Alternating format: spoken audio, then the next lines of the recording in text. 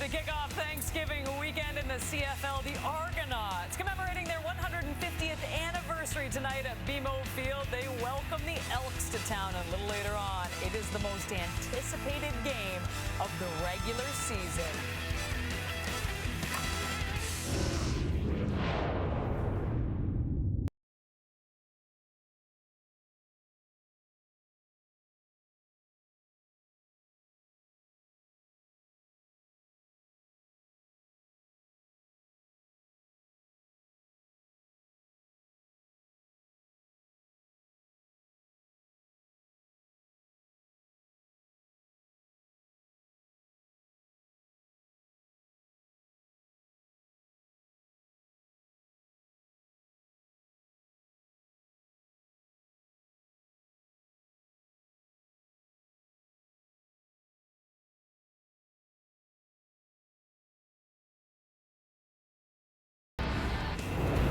Sitting last week against the Winnipeg Blue Bombers, Chad Kelly back under center, looking to add to his 3,396 yards passing and 21 TDs on this season. On the flip side, it is the Canadian Trey Ford and the Elks needing a win to keep their postseason hopes alive. Won't be easy against the top run defense in the league and the team allowing the second fewest points in the CFL. And I am oh so thankful to be here and oh so thankful for these gentlemen beside me. David Sanchez, Paul Lapolice, Milt Stegall. We kick things off with a huge celebration down at BMO Field. It is the 150th anniversary. We have 40-plus alumni in attendance. Woo. Should be a fabulous night, Milt Stegall. Without a doubt. There's a big reason Chad Kelly didn't play last week and is playing this week. They wanted to make sure they had their best on the field. No disrespect to those who played last week, but they wanted to make sure they had their best on the field to show their alumni what they have. Go out there and show those guys that we're still getting it done at the Argonauts. So it's a big celebration going on. Of course, these Elks are going to try to come in and say, no, this is our party. We're going to get it done. But I'm excited for this game. Hey, as an alumni of the Argos, Chad just said, oh, I don't know, you didn't work for the Argos back in the day. I'm excited for the 150.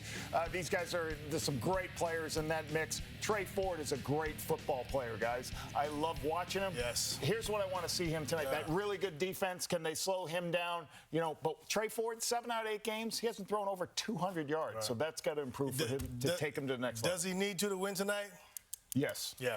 This game. Chad Kelly, you know, yeah, Chad absolutely. And to your point, Chad Kelly and this Argos team is going to be motivated because of this. Yeah. I question maybe their motivation coming to this game, obviously.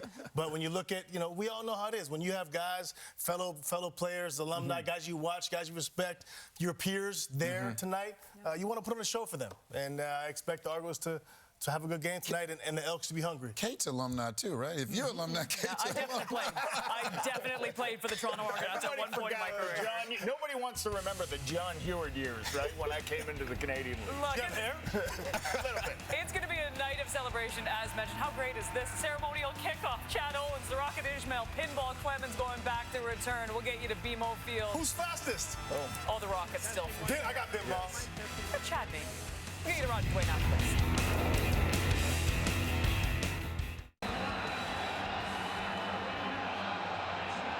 And Kate, it is a beautiful October Friday night for not just a football game, a big birthday party for the Toronto Argonauts, celebrating 150 years, welcoming in the Edmonton Elks, who are hoping to spoil it. They will need to just extend their playoff hopes for even one more day.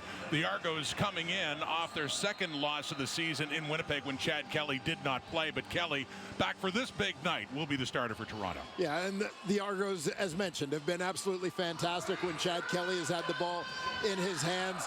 Well rested. He said he learned some things sitting on the sidelines last week, suggesting maybe he'll be a little bit more patient tonight. We'll see how that goes for the quarterback who's relied on the big play so much this season. And of course, opposing him, the second-year man from Niagara Falls, Ontario, the University of Waterloo product, Trey Ford. Terrific throwing the ball, averaging 10 yards a pop when he runs. The last time the Elks were here, November of 21, that man, Chris Jones, was the defensive coordinator for the Argos. Ryan Dinwiddie in his 3rd season as head coach, and this will be his 3rd game post-clinch. They already know they will be hosting the Eastern Final on November the 11th. The Elks won the toss. They have deferred. The Argos want the ball on a night when so many Argo greats of the past are here to watch. This is going to be a fun night, just reminiscing. But all the great football teams in the past, and the Edmonton Elks, they got some business to take care of. They must win, an absolute must win, or they are officially eliminated from any playoff contention. So it is Dean Faithful to get things underway on a Friday night in October in BMO Field in Toronto. And it's Deontay McMahon with it across the 30, across the 40, 45, up around the 50 before McMahon has been taken down, and Chad Kelly, as he has all year long, will enjoy a great place in the field to begin the opening drive of this game. Yeah, Chad Kelly, arguably the top player in the Canadian Football League this season, a favorite to be the East nominee as most outstanding player. The Argos have been a big play team, particularly when he has been at the helm. No hesitation to throw that ball deep early and often. Starting running back is A.J. Ouellette, number 34. Had just 2 touches, 2 big ones last week in Winnipeg. Faking to him, and Kelly is taken down by Jake Serezna right away. He had 10 on the season, 2 of them 2 weeks ago against the BC Lions, and on the opening play from scrimmage, Serezna adds another. And keep an eye on Serezna. He and AC Leonard lining up to the same side. Leonard drops out. Serezna comes free.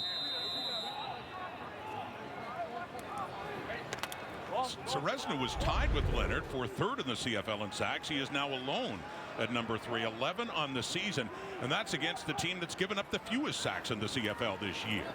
Back to work is Kelly, and that is complete right up around the 50 for David Ungerer, back to the original line of scrimmage, and a 2-and-out for the Argos on their opening possession. They'll be punting it away. Yeah, on any drive, tough to overcome a sack. Jake Serezna getting things started in terrific fashion for the Edmonton defense.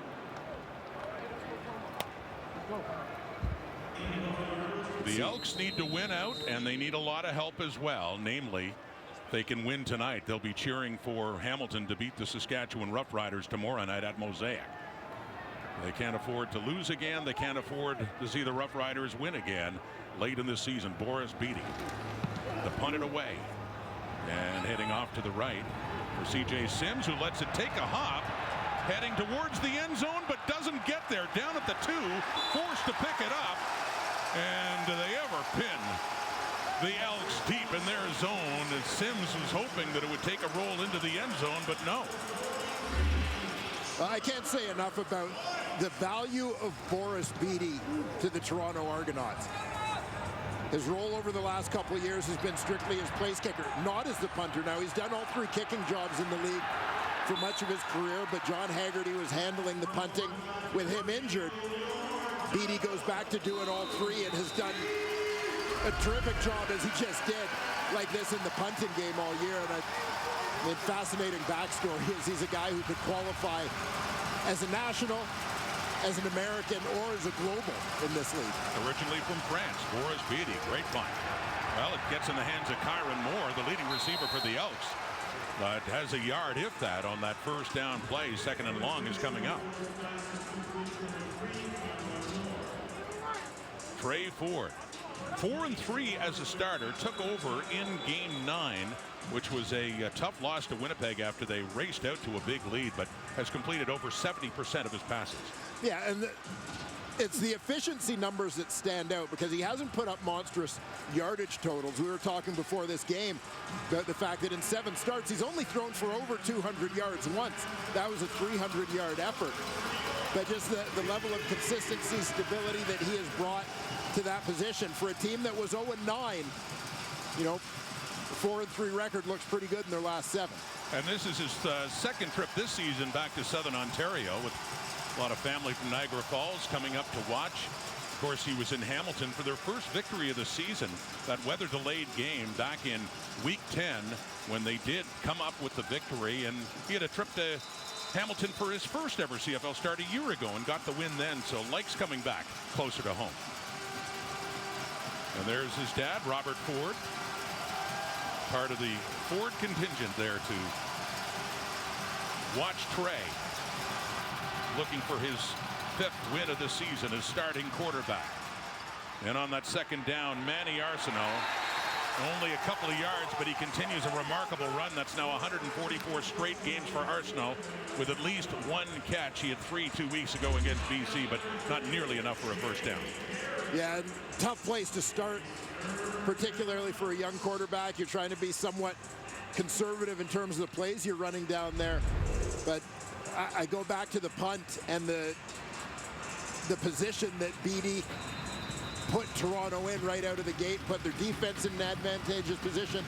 They did their job, and now an opportunity for the Argos to get even better field position than they had on their opening drive. With Jake Julian punting from his end zone to the top punt returner in terms of average and touchdowns for that matter, in Javon Leake, who gets it inside the Elks 50 and finds some room to drive it down to the 40 and inside before he is finally taken down. The Argos, Chad Kelly, another good place to start. He sat and watched in Winnipeg last week, getting the start again on the 150th birthday of the Argonauts. We'll be back.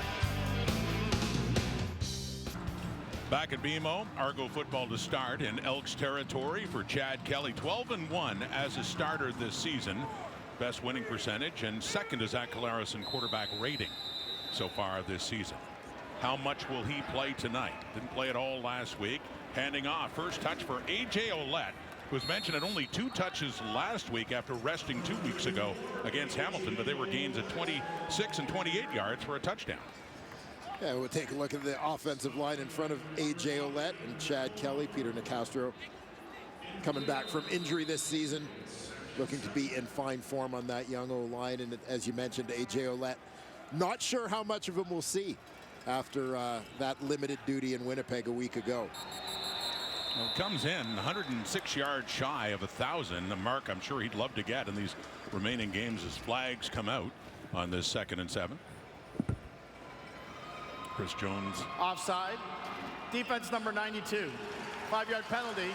Remains second down. Shaking his head as a referee, Tom Valesi, announces that one against Noah Curtis.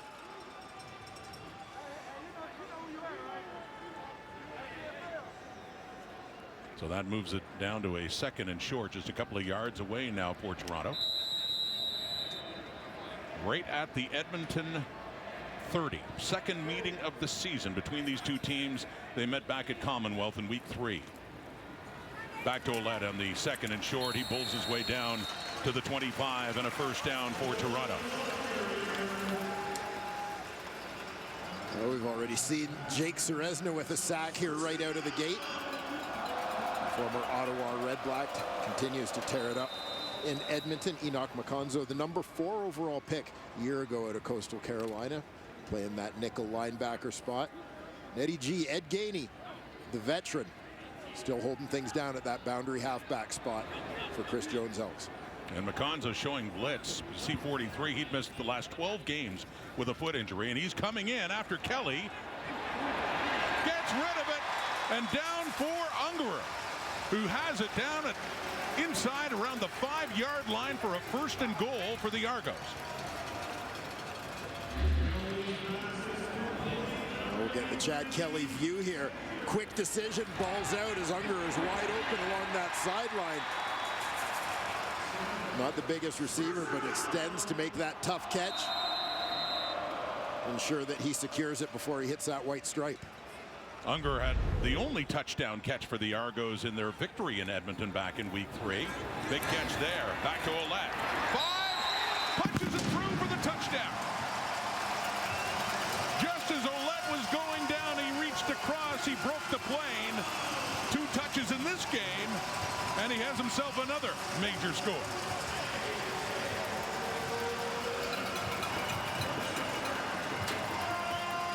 The previous play is under review by the command center. We'll take a look here. As it looked initially that he was down before he reached across. I think you're right. Watch the knee. Yeah, before he reached hits. it over. Yeah. Yeah. So they called it a touchdown, but you can clearly see this one should be coming back. Knee down, ball's not over. Here's the call from the command center. After automatic review by the command center, the runner was down by contact. The ball will be placed at the 1 yard line. It'll be second down. Fans don't like it, but the video evidence is clear as Ouellette is coming back on again. And a second and goal from the Edmonton 1. And Cameron Dukes, who got the start last week in Winnipeg, was 17 of 24 for 231 and a touchdown pass to A.J. Ouellette. He scored one himself on the ground in that loss to the Bombers. And here's a situation that Dukes is used to. He has 5 rushing touchdowns on the season. Keeps it left, jumps, and does get the Argonaut touchdown.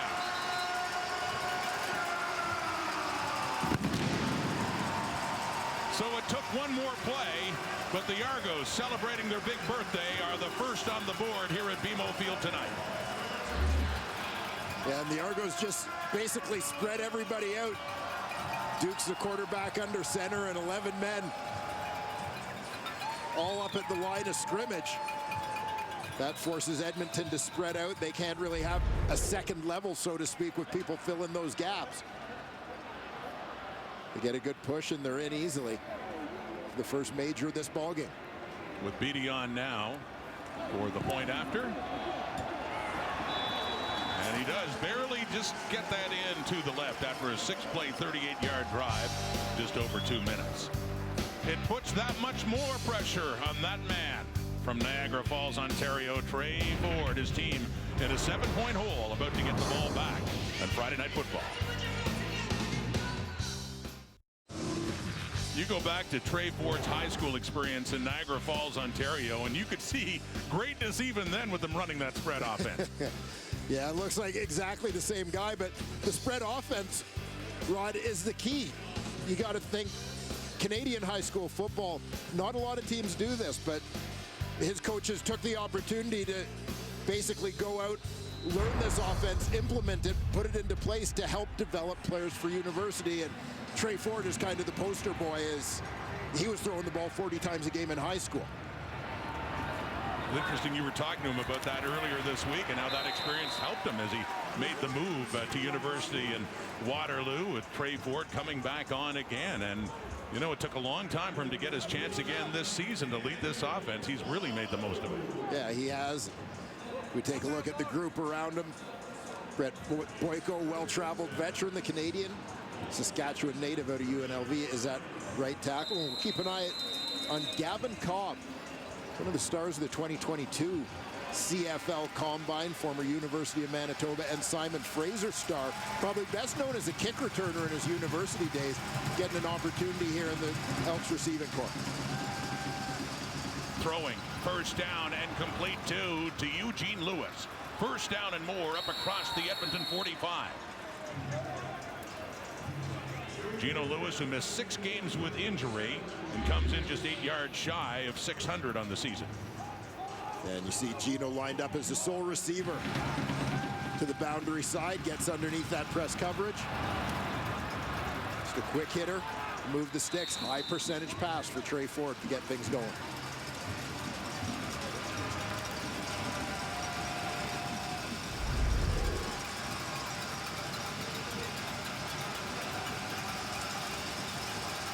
From the 47, handing off, first carry, Kevin Brown, and he is going nowhere. A Darius Pickett among those coming in to take him down. Jack Cassar as well for maybe a yard as you look at that Argo defense. Sean Open draws back into the lineup. Dwayne Hendricks gets a rest this week at the defensive tackle spot. We expect to see some of Jonathan Jones as well as Jack Cassar in the middle. On defense, Jordan Williams, a late scratch. Watch for Royce Metchie, the University of Guelph product, nearby Brampton, Ontario native, at free safety. Second and long now after that short carry by Brown, and they have him. Big Sean Open back in the lineup. He missed last week against Winnipeg, and he takes Trey Ford down as the Elks punting unit has to come on. Yeah, it becomes advantage defensive line when you get into these second and long passing situations. Sean Oakman, quick swim into the backfield. You see the two ends, Robbie Smith and Folarin Orumalade, doing a nice job containing things, basically forcing Trey Ford right into the waiting arms of the Oak.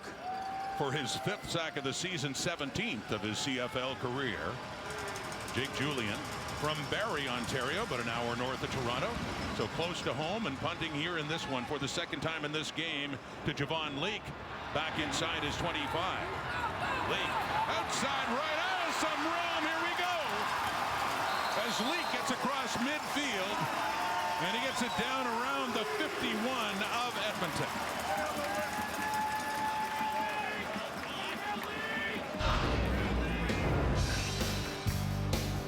We'll see that return game spring a leak a few times this year, 4 times for touchdowns. That one puts the Argos in good shape, up 7. Hey, Javon Leake was explosive, but how about Ragib Rocket Ismail, 1991 Grey Cup, breaking that one for a touchdown. Dynamic player out of Notre Dame. And remember Chad Owens as well. Years later, the 2012 Grey Cup champion, most outstanding player that year as well. Both of them standing by with Matthew Shinetti. This is one of the rare moments where I feel incredibly honored to be next to a guy I watched plenty as a young boy in Rocket Ismail, and a guy I covered for a long time in Chad Owens. Good to see you both. Just before this, actually, we were watching Javon Leake with that return, and Chad Owens is right on the sidelines willing Javon on. But to ask you both about what being honored means to you. You two were impact players, to say the least. Rocket, I'll start with you. Everyone will remember that 87-yard return in the Grey Cup in 1991, but your time as an Argo and how much you meant to this franchise. What do you remember on a night like tonight? Well, what I remember lately is that in order to get here, to be a part of such a storied franchise, there were a lot of people, including my mother, my 77-year-old grandmother, prayers, people that I don't even know or even will meet this side of heaven, that were instrumental in me being able to be a part of a franchise that has 150 years in an epic city, in an amazing environment. So because of that, what I remember is to be thankful and grateful for it all. CEO, I know, speaking of family, you brought your family here and you made Toronto your home for a long time. So many moments, the catch in Ottawa, Labor Day, that touchdown in the Grey Cup. But tonight, when you're around guys like Rocket, knowing what you mean to this franchise, what moment sticks out to you? I mean, I just got goosebumps, you know, hearing Rocket talk about how special it is to be here, how fortunate.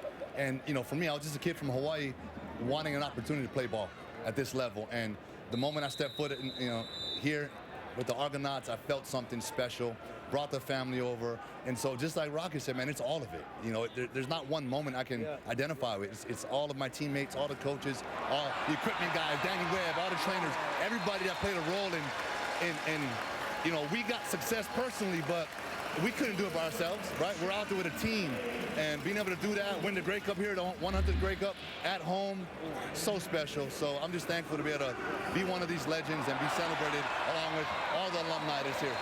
Two legends indeed. Gentlemen, it was my pleasure. Thank you. Thank you. Yes, sir. Oh, Matthew, what a treat to hear from them. Chad Kelly taking off and getting a first down right at the Edmonton 36 now. The Rocket and the Flying Hawaiian. Argos toss inside now. Unger at left side. And a sweep around the 35 on that first down play. But this was the pregame, and you had 3 kicking greats of the past and kicking to 3 great returners in the Rocket. In the Flying Hawaiian, Chad Owens and Michael Pinball Clemens as well, all taking it to the house. That was fun to see, wasn't it? Yeah, it certainly was. And you got to feel a little bit like the Toronto Argonauts have been inspired by that special teams display in the pregame, as special teams has been the difference in this game for Toronto so far, as it gave them the field position to score that first touchdown. It did. It's a 2nd and long now. Argos up 7, looking for more. Right at the first down mark for the first catch of this game for Tavares Daniels. And it looked like he did have enough. They signal a first down. Another one who went to Notre Dame years after, Rocket Ismail, with the star with the Fighting Irish and a runner-up in the voting for the Heisman Trophy that year. A little question. The Irish have been good to the Toronto Argonauts in terms of providing receivers. Tavares Daniels having a big year among the league leaders throughout this season in terms of yards per catch. I think of the name Joe Theismann, too, if you want to go back. Yeah. Part of the team that went to the Cup and lost to Calgary back in '71. The Edmonton 25, it's caught and more for Ungerer. David Ungerer gets it down near the 10, and another first down. This Argonaut offense taking advantage of the great field position to start their drives, but moving the ball very well. And we've seen David Ungerer's role really grow this season with the Toronto Argonauts. He was a guy who could never really find full-time employment. And Hamilton came over in free agency this year, and given an opportunity to play, has really shown, always flew under the radar a little bit as a smaller guy fighting for his place. But has made some big plays for the Argos this season. From the Edmonton 12 now. And a 1st and 10, back to A.J. Ouellette. Came close to scoring a touchdown earlier, ended up going down to the 1, and it was later taken in by Cameron Dukes for the points in this game. Short carry there for the star running back. As mentioned, coming in just over 100 yards needed this season to reach 1,000. And not a good sign, as it looked like A.J. hobbled back to the huddle there a little bit. Well, you know, Ryan did when he won't mess around. He was a little banged up in Winnipeg, and that's why he went out early. Nothing serious, but Kelly loses the ball as he went to throw it, and it is picked up there alertly by Ouellette as a flag comes out. Yeah, we may get interference here as they were scrambling for the loose ball.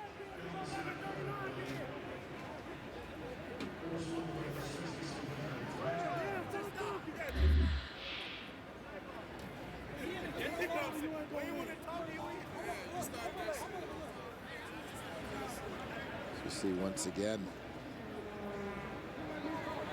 looked like A.C. Leonard got a piece of that one.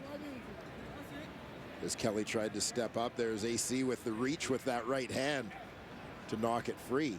Kelly scrambling to the ball and knocking it in the direction of Ouellette so he could recover it. Offside pass, Toronto number 12. Ball will be placed at the 17-yard line, 3rd down. And I guess that's what he's not allowed to advance the ball like that, I guess, is he? So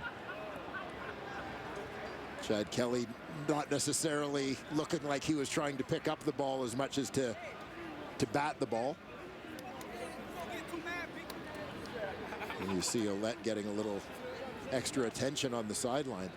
So that makes it a 3rd down and 15. So Boris Beatty to come back on. Second highest percentage of field goals made behind Sean White at 93.1. He's only missed 2 this season. And this one inside the 25.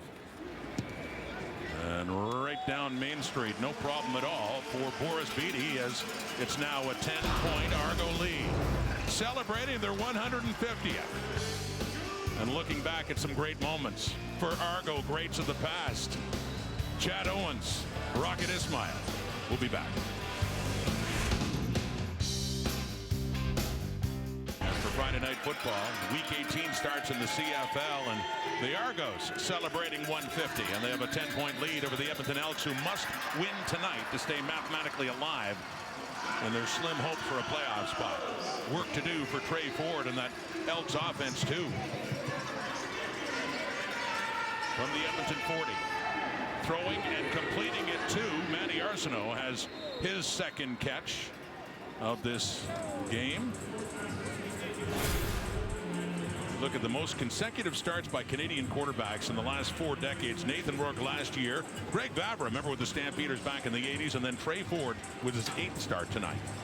Yeah, getting on a little bit of a roll certainly for Trey as he looks to catch up to Nathan Rourke. 1st-round pick, highest drafted quarterback in CFL history, and you're starting to see a trend.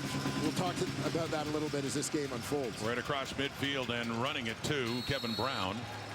And that's a tough rush defense the Argos have up front, and Brown still hasn't been able to find much yardage. Only had 16 yards on the ground the last time these 2 teams met back in week 3.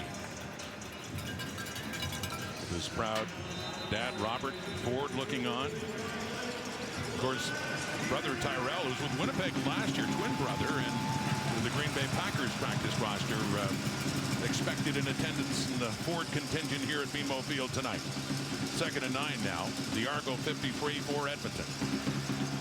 Early hole. That's complete. Another short pass as it gets inside the 50 for Geno Lewis, but not enough for the first down. Still about 3-4 yards shy. Credit Jarius Jackson for the job that he's done as the Elks offensive coordinator, putting the young quarterback in a position to be successful. You see Trey Ford confidently getting the ball out of his hands, able to get clear reads, make quick decisions. Remember, Jarius Jackson was a veteran quarterback when Zach Claros and Trevor Harris were rookies here in Toronto, playing a role in their development as well. Yeah, he got a ring with the 2012 Argos as a backup to Ricky Ray. You're right, one of the many. I mean, you got people with the Argos who had careers with Edmonton as well. Quite a crossover between these two franchises over the years, as that one does sail into the end zone by Jake Julian for the first point. On the last play of the opening quarter, the Elks do get on the board with that punt by Julian. So a quarter dominated by the team celebrating the big birthday despite that early sack by the Elks. Ultimately, a touchdown for Cameron Dukes, a field goal for Boris Beatty, and a 10-1 lead through 15. Argos leading it to 10-1 through 15 minutes of play. As we take a look at the stats, and what you don't see really, what you talked about, Dwayne, the difference special teams has made in Toronto's favor so far. Yeah, absolutely. You look at a very good return on the opening kickoff that gave Toronto good field position on their first drive. Even after suffering a sack, they still get a great punt from Boris Beatty. That pins Winnipeg deep, or pins Edmonton deep, and they're not able to get anything going on offense because their playbook is limited. They punt the ball back, decent return for Toronto, short field for Chad Kelly. They're able to cash in, and they've just kind of dominated in terms of that field position battle in the early going. But, you know, I mean, it's obviously a common sense thing to say, but a lot easier to operate for the offense on a short field in terms of putting points on the board. Chad Kelly still in this game. Not sure how much he will play, but he hands it off to Deontay McMahon on that carry. The Argos with that 9-point lead to start. Kelly 6 for 6 coming into this drive for 57 yards, and great winning percentage of the season as well. As you look at all time in a season, you get Kelly leading the way now over Michael Bishop, 11-1 in 07, and the great Condredge Holloway, part of the '83 Grey Cup champions, who's here tonight, 11-2 that year. Yeah, some remarkable quarterbacks there, although the Michael Bishop situation has always fascinated me. Deep look by Kelly. And a receiver just getting in behind, and Tommy Neal with a couple of Elks covering as Kelly goes down and gets some help back up, but incomplete, and a 3rd and 5 coming up.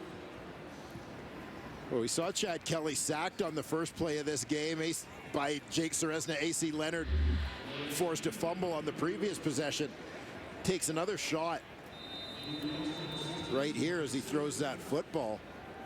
Noah Curtis, the rookie, gets in on him. So Beatty to punt, standing at his 30. That was the first incompletion of this game, either team. Trey Ford 5 for 5. Kelly had been 6 for 6. Beatty had that brilliant punt last time in the first quarter to put the Elks deep. This one reasonably deep, takes a hop down around 15-20 yard line. CJ Sims, their punt returner, who tried to let that first one go into the end zone, but it wouldn't cooperate. That's another beauty from Boris Beatty as he goes not for hang time, but the driving kick to the wide side, as Sims was anticipating him kicking into the boundary and cheated that way. So Beatty just looking to get the ball on the ground and limit that return. You're right. A lot of his history, remember watching him at Laval, booming punter, and started his CFL career in Montreal as a punter, giving way to John Haggerty, who is hurt now, so back to punting and doing it well. And the Elks once again having to start deep in their zone inside their 15. Kyron Moore, who leads the Canadian Football League in yards after the catch, after contact, and picks up a few more yards there. It's still a second down coming up Edmonton. Yeah, more out to the, just out of screen there. Picking up the hitch. Comes in as Edmonton's leading receiver on the season. Weren't sure exactly what his role was going to be in green and gold after signing this offseason, having spent his entire career previously with the Saskatchewan Roughriders. We weren't sure whether he was going to be primarily a kick return guy or if he was going to get a full shot on offense, but the Elks getting full value. Taylor Cornelius is in on a 2nd and 2, and I don't know if he got it. Gonna reach across there, maybe got about a yard of it, but see where they spot the football. Could be a big 3rd down coming up here. Yeah, you get a great look here. Not a ton of movement of the line there from the Edmonton front.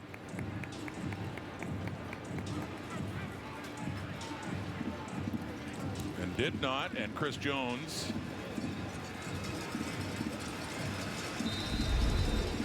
facing a, oh, excuse me, they did say it was enough. So yeah, the sticks do move. 1st down. This where they mark it just shy of the 24. Didn't think he'd had enough, but they do call it a 1st down. In the Edmonton 24 now. Ford back in. Pressure. Deep. And he's got Gavin Cobb across midfield down in the Argo territory around the 45 for Cobb's first reception, playing in that boundary slot position with the injury to Stephen Dunbar. Yeah, and love the execution of this off play action poise from Trey Ford with defenders closing on him. Backing up, he drops it in there perfectly for Gavin Cobb. As I mentioned, Cobb, I think, was a revelation to a lot of people at that 2022 Combine. A lot of people weren't sure at his size if he was going to be able to contribute enough on special teams to get on the roster. Biggest offensive play for the Elks so far. There's another completion over to Moore on the other side, and he gets another Edmonton 1st down. So they suddenly have something going, down by 9 points early in this 2nd quarter.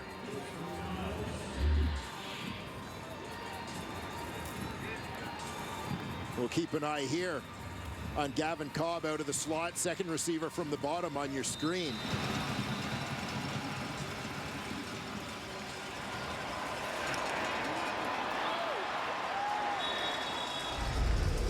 Doing a nice job working that corner route. From the right hash, 1st and 10 at the Argo 28. Handing off to Kevin Brown again. He just can't get anything going so far. Jonathan Jones moving into the middle with the injury to Jordan Williams on the tackle there. Now a 2nd and long is coming up. Lost about 3 yards on that play. Yeah, we talked about Jonathan Jones last week as Winton McManus sat out at the weak side linebacker position. Jones filling in there. You know, this is a guy who, without necessarily being a starter per se, consistently in the top 5 on the team in tackles, gets lots of snaps and produces. 2nd and 13 after that loss. Ford dumps it off to Gino Lewis as he tries to fight his way for another 1st down. Gets close to the 20, but not enough. They'll still be a few yards shy as Ford is now 9 for 9 in this game.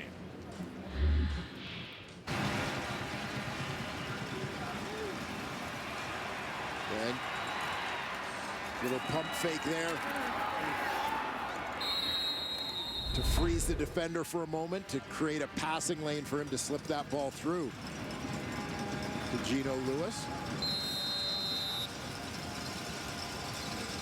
And so Dean Faithful, 36-year-old CFL rookie, a global player brought in by the Elks.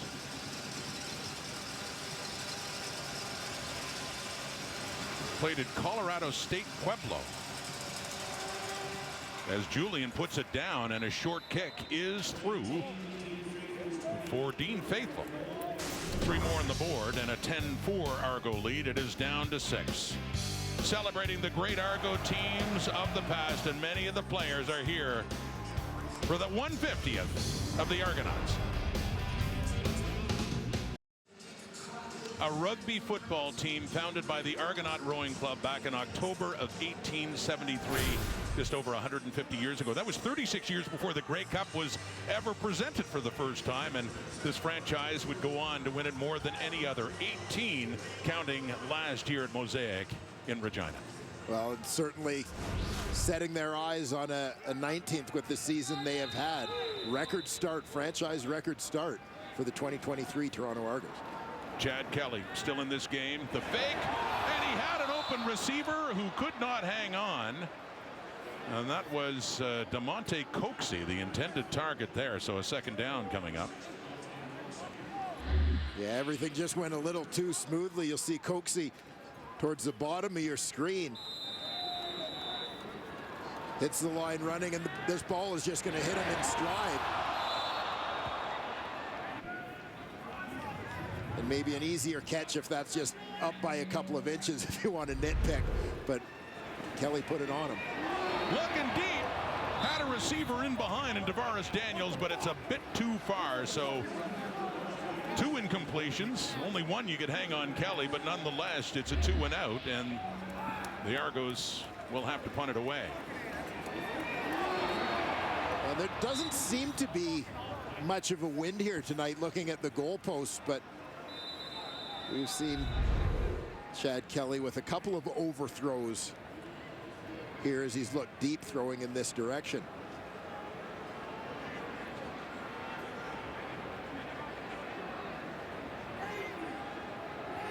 Beatty standing back at the Argo 25. Had a couple of excellent punts on the night. This time CJ Sims will get a chance to return this one from the 20. Sims, and he is taken down right around the 35. Back comes Ford. Last time they drove down, enough for a field goal. Still trailing in this one, and a must-win night for Edmonton. The footwear of Trey Ford for a great cause, too. Who better to talk about great footwear than our Matthew Shinetti? Oh, I knew when this hit was coming up, I was really excited, Rod. It's another week and a great initiative between the Stollery Children's Hospital in Edmonton and the Edmonton Elks. And Trey Ford knew it was his week when he came to his locker and he saw the cleats designed by his friend Morgan, who is suffering from a form of epilepsy. She is starting to recover. You'll see the cheetah prints, the music notes. Trey Ford said, "I'm a Canadian quarterback. I know the responsibility I have. Worked with Morgan on these cleats has been so special." And his message to Morgan, hope everything continues to go well for you. Hope we can help others by me wearing these cleats. Rod? Thank you, Matthew. I could sense the excitement, getting a subject to talk about. Shinetti himself must have, I don't know, 300-400 pairs of Chucks. Remember, he used to, anyway, we unveil a different kind for all the different games we've had, and special collection there. And Ford completes another pass. His completion percentage certainly very high in this one. Just need to get some points on the board as well. 3 the last time down the field. Elks a little bit of a slow start as they were hemmed up in their own end, but now starting to get things going a little bit. And Trey Ford certainly in a bit of a groove. 2nd and 7. And he got it to Manny Arsenault, but he couldn't hang on to the ball. It is ruled incomplete. Took a hit. Darius Pickett coming in on Arsenault. 3rd down. Punting unit coming on again.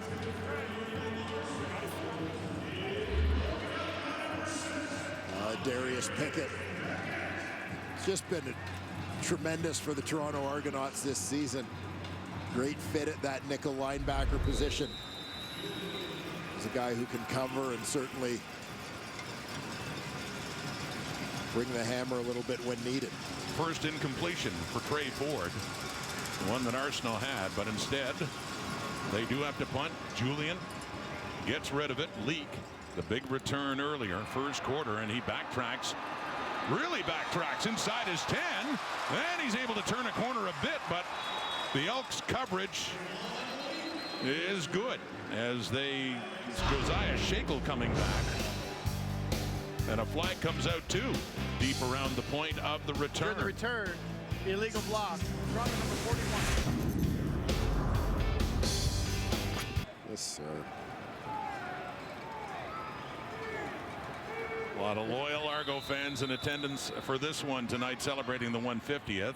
Toronto leading it by 6, but they're starting deep in their zone. A.J. Ouellette tries to bull his way out close to the 10, but doesn't quite get there. And he ranks 4th in the CFL in rushing yards coming into this, but this is where he ranks in these categories. Interesting, missed tackles forced, 1st in the CFL. Yeah, not a shock when you watch the way that A.J. Ouellette runs. Very physical runner. And it, just the leg drive, the power that he possesses going into contact. He got 4 there at 2nd and 6. Kelly lofting it up to an open receiver and a first down. Up at the 35, it's Coxie. Targeted again, has it that time, and is finally taken down closer to the 40.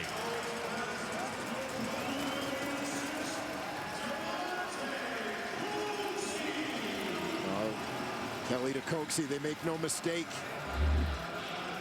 This time, see the corner peering into the backfield. As Coxie sneaks by, Kelly dropping it in there easily for the first down pickup. DeMonte Coxie leading the CFL in yards per reception at an even 20. And a good pickup there, and back in the arms of Ouellette, who pushes his way right and gets it up closer to the 45. But 6 yards there and a 2nd and 4 coming up. And Coxie missed a few games to injury earlier this season. You see his numbers in terms of contested catches, big physical target. So as we see Cam Phillips getting some maintenance days right now, not sure we'll see that for Coxie necessarily down the stretch. We've seen Ouellette get some maintenance. He didn't play 2 weeks ago. He played sparingly last week in Winnipeg, getting more touches in this game tonight as he looks hobbled again. Wonder about that, and especially in the circumstances that the Argos are under, and he is pretty frustrated and whoops that helmet off as he's nursing something as he heads off, and I wonder how much more of 34 we'll see in this game. Yeah, and you got to think he knows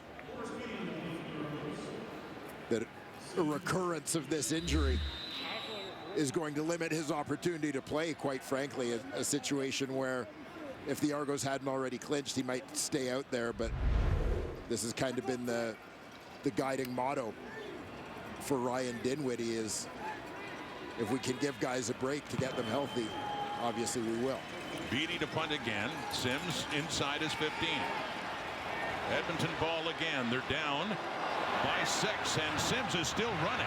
His best return of the night as he gets it up near the 40. But Ryan Dinwiddie, we've talked to him for a couple of weeks now about how he's going to manage his roster. He made that clear, as any coach would. Any return, player holding. Edmonton number 29. 10-yard penalty, first down. That's coming back, but anyone needing a break when they have this luxury of a third of the season is likely going to be sitting until they're 100% healthy. And there you see Ouellette planting the foot. Looks like it just got rolled on a little bit, that left ankle. So he's going to try and keep that loose over on the sidelines, and I suspect try and convince his head coach to keep him in there. Chatting with Andrew Harris, who is on the 6-game injured list, not able to play when he went home back to Winnipeg last week. That was disappointing. I'm sure the Bombers would have loved to have seen their old teammate on the field as well. So Harris out and Ouellette in tonight, and they do have Dante McMahon too. Pressure on Ford, taken down again, and Oakman again, down at the 5. So 2nd and long coming up after that 9-yard loss.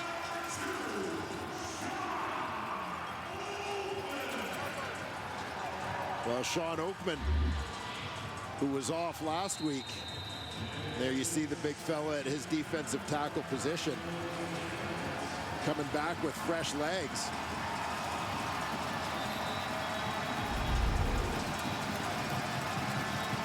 Second time they've got to Ford on the night, and both times it's big number 2, Oakman, with his 2nd sack and 6th of the season.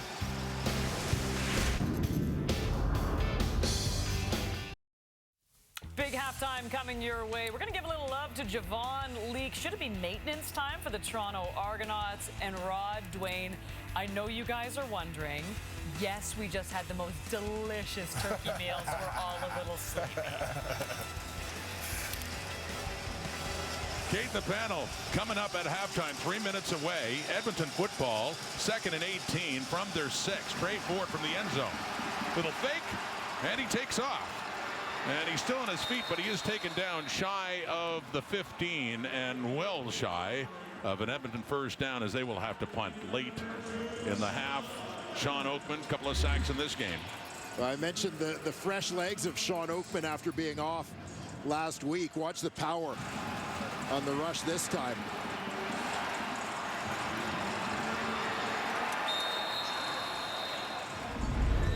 Had Mark Cordy off balance on that one to collapse the pocket. So had a second sack earlier and then chasing down Ford for that tackle and forcing Julian back on, standing at his end zone right in the goal line. The Argos have had the better of the field position through most of this first half. They'll enjoy it here as well as it's taken by Leake at midfield. Left side still going down the sideline. Leake, and he is taken down inside the 15. He probably had thoughts of his 5th return touchdown of the season. As it stands, he leads the CFL that way. He's had a couple of huge returns for Toronto in this game. Well, Javon Leake has been a difference maker all season long in the return game for the Toronto Argonauts, and doing it once again here. Mickey Donovan's special teams unit having themselves a night. With Julian, the punter, with the tackle, and there's Mickey Donovan. Yeah, fired up about that. Another game breaker for number 32. Top punt returner right now in the Canadian Football League. Sets him up. Kelly, complete. Coxie has it, and he's down inside the 5. It'll be a 1st and goal coming up again for the Toronto Argonauts. Well, Chad Kelly managing the pocket to buy himself a little bit of time. Eyes downfield, he and Coxie on the same page. Working quickly, it's McMahon in for the Argonaut touchdown.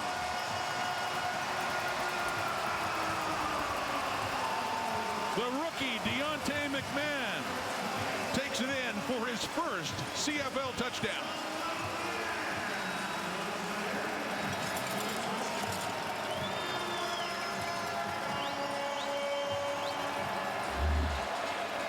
Well, I mentioned in the Argos' last home game, McMahon being a little pinball-esque in his style.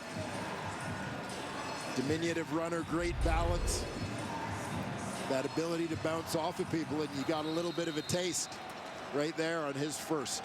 And a late flag down on the field as the Argos are huddling up and getting now in formation for the point after. Misconduct foul. Here's Tom Balesi.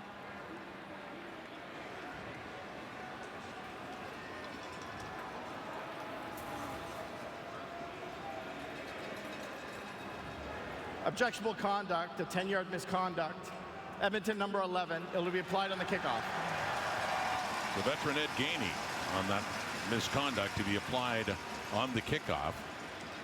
And so the Argos leading by 12, and Kelly is in there going for 2 to make it a 14-point lead.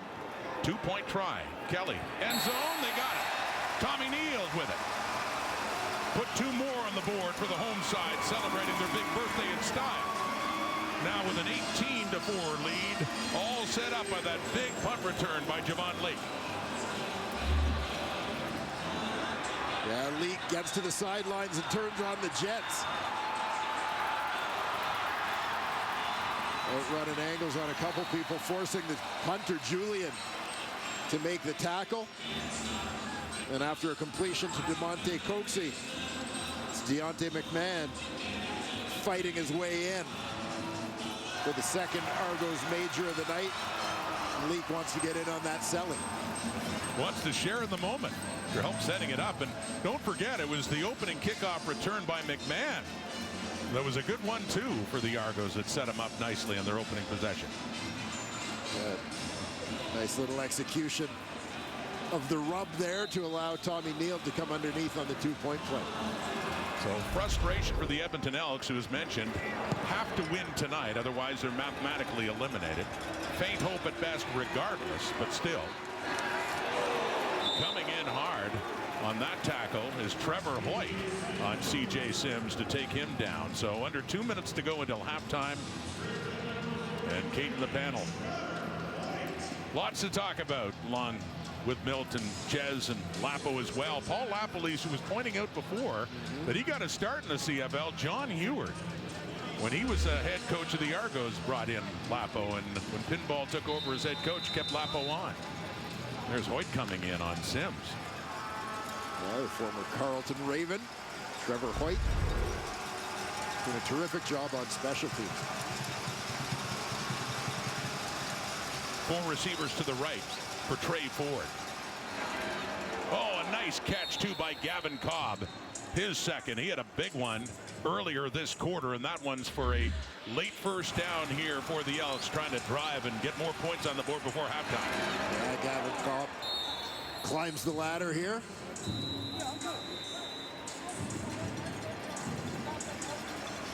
Strong catch there for the second-year man. He has 2 catches for 58 yards. Product of the University of Manitoba. From the Edmonton 44. Down 14. Ford completes it again to Cobb. Third catch of the night, and that time for about 5 yards. 1:27 to go until halftime.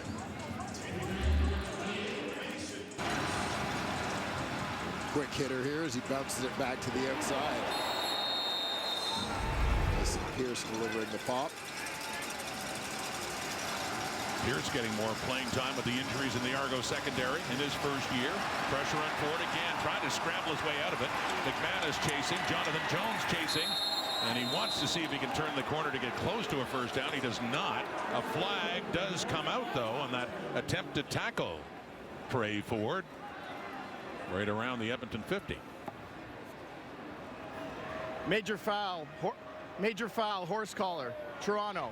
15-yard penalty, automatic first down.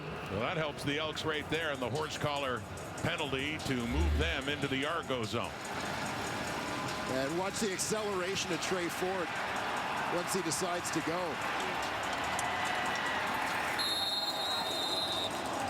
Just that great burst. Jonathan Jones flagged for that. So the ball is moved to the Argo 43. First and 10, 1:10 on the clock until halftime for Trey Ford and the Elks. With Ford to the left this time, looking that way, completes it to Kyron Moore. Moore has it down at the 35 of Toronto. So within field goal range now, and looking for more in a second down and short coming up. A good bounce back drive here for Trey Ford and the Edmonton Elks. Working quickly, faking to Brown, taking off his Ford inside the 30, gets out of bounds around the 28. And a first down. The sticks move again for Edmonton.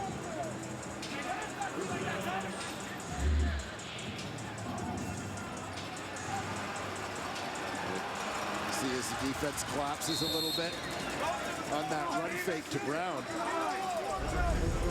Trey Ford and Tommy Neal, former OUA competitors.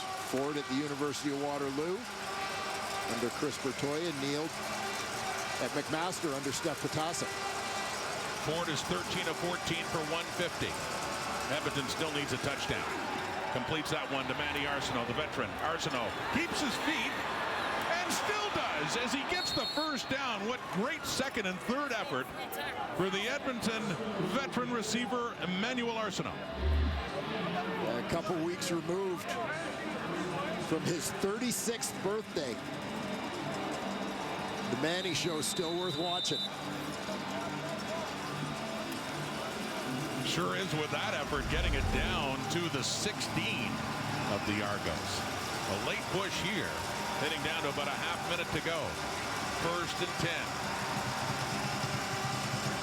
10. Elks down a couple of touchdowns. They need the end zone. Ford, pressure's coming. Robbie Smith nearly had him as Ford throws it away. Good decision there for Trey Ford. Protect the field position. There we see his target on the previous play, Manny Arsenault. Most consecutive games with at least one catch. Manny Arsenault continuing to climb that list. Now tied with Hall of Famer Ben Cahoon. And led way up at 216 straight by great Saskatchewan Rough Rider receiver Donald Narcisse. 21 seconds. Must-win night for Edmonton. And a big 150th birthday celebration for the Toronto Argonauts. There's the assistant GM and one of the greats of all time, assistant general manager G. Roy Simon. Remember his terrific years, of course, with BC. Before that, with Winnipeg. Yeah, G. Roy Simon and Manny Arsenault, teammates with the BC Lions. And let's not forget his time with the Saskatchewan Rough Riders as well, winning a Grey Cup there.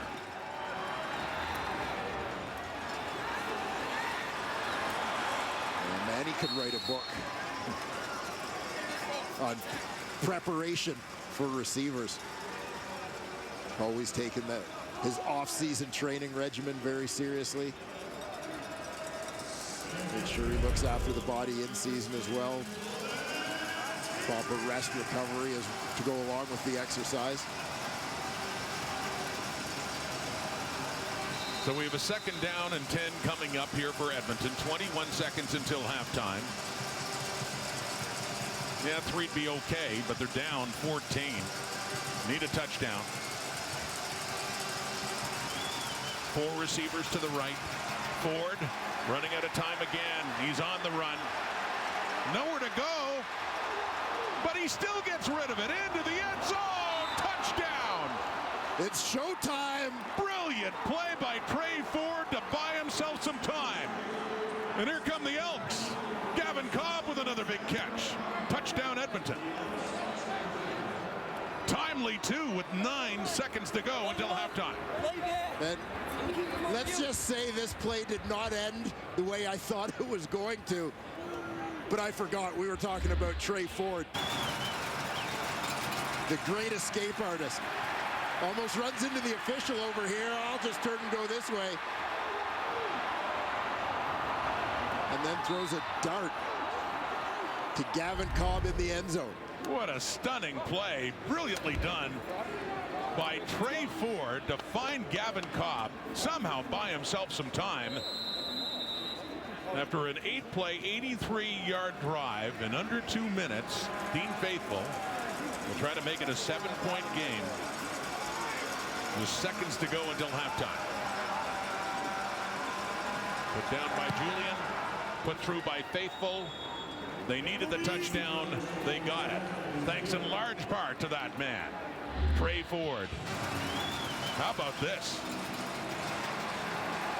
Slides to his left, wants to go back right. Nope, got to stay left. Right along the sideline. And just zigs it. And for Gavin Cobb, that is his first career CFL touchdown. Well, that 2022 draft class for Edmonton paying some dividends here tonight. Trey Ford, the 8th overall pick in that draft for the Elks. Gavin Cobb, number 30 overall. We've seen Enoch McConzo as well.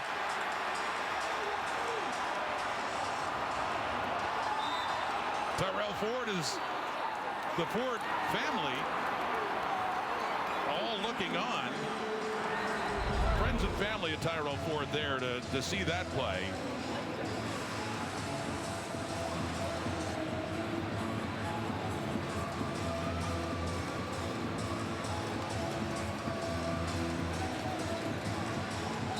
Trey Ford. As you mentioned earlier, seems to like playing close to home here in Southern Ontario. He adds another one. to his personal highlight reel. So faithful with the kickoff. 18-11 the score.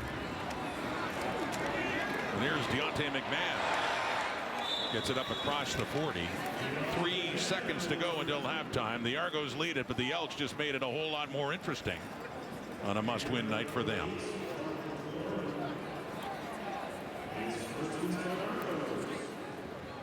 Subduing the big birthday celebration, maybe just a little bit. Argos still in front by a touchdown, but look at the numbers of Ford at this point at halftime. See, 15 of 17, 180, and that touchdown pass is Chad Kelly. Will just take a knee and bring this first half to a conclusion.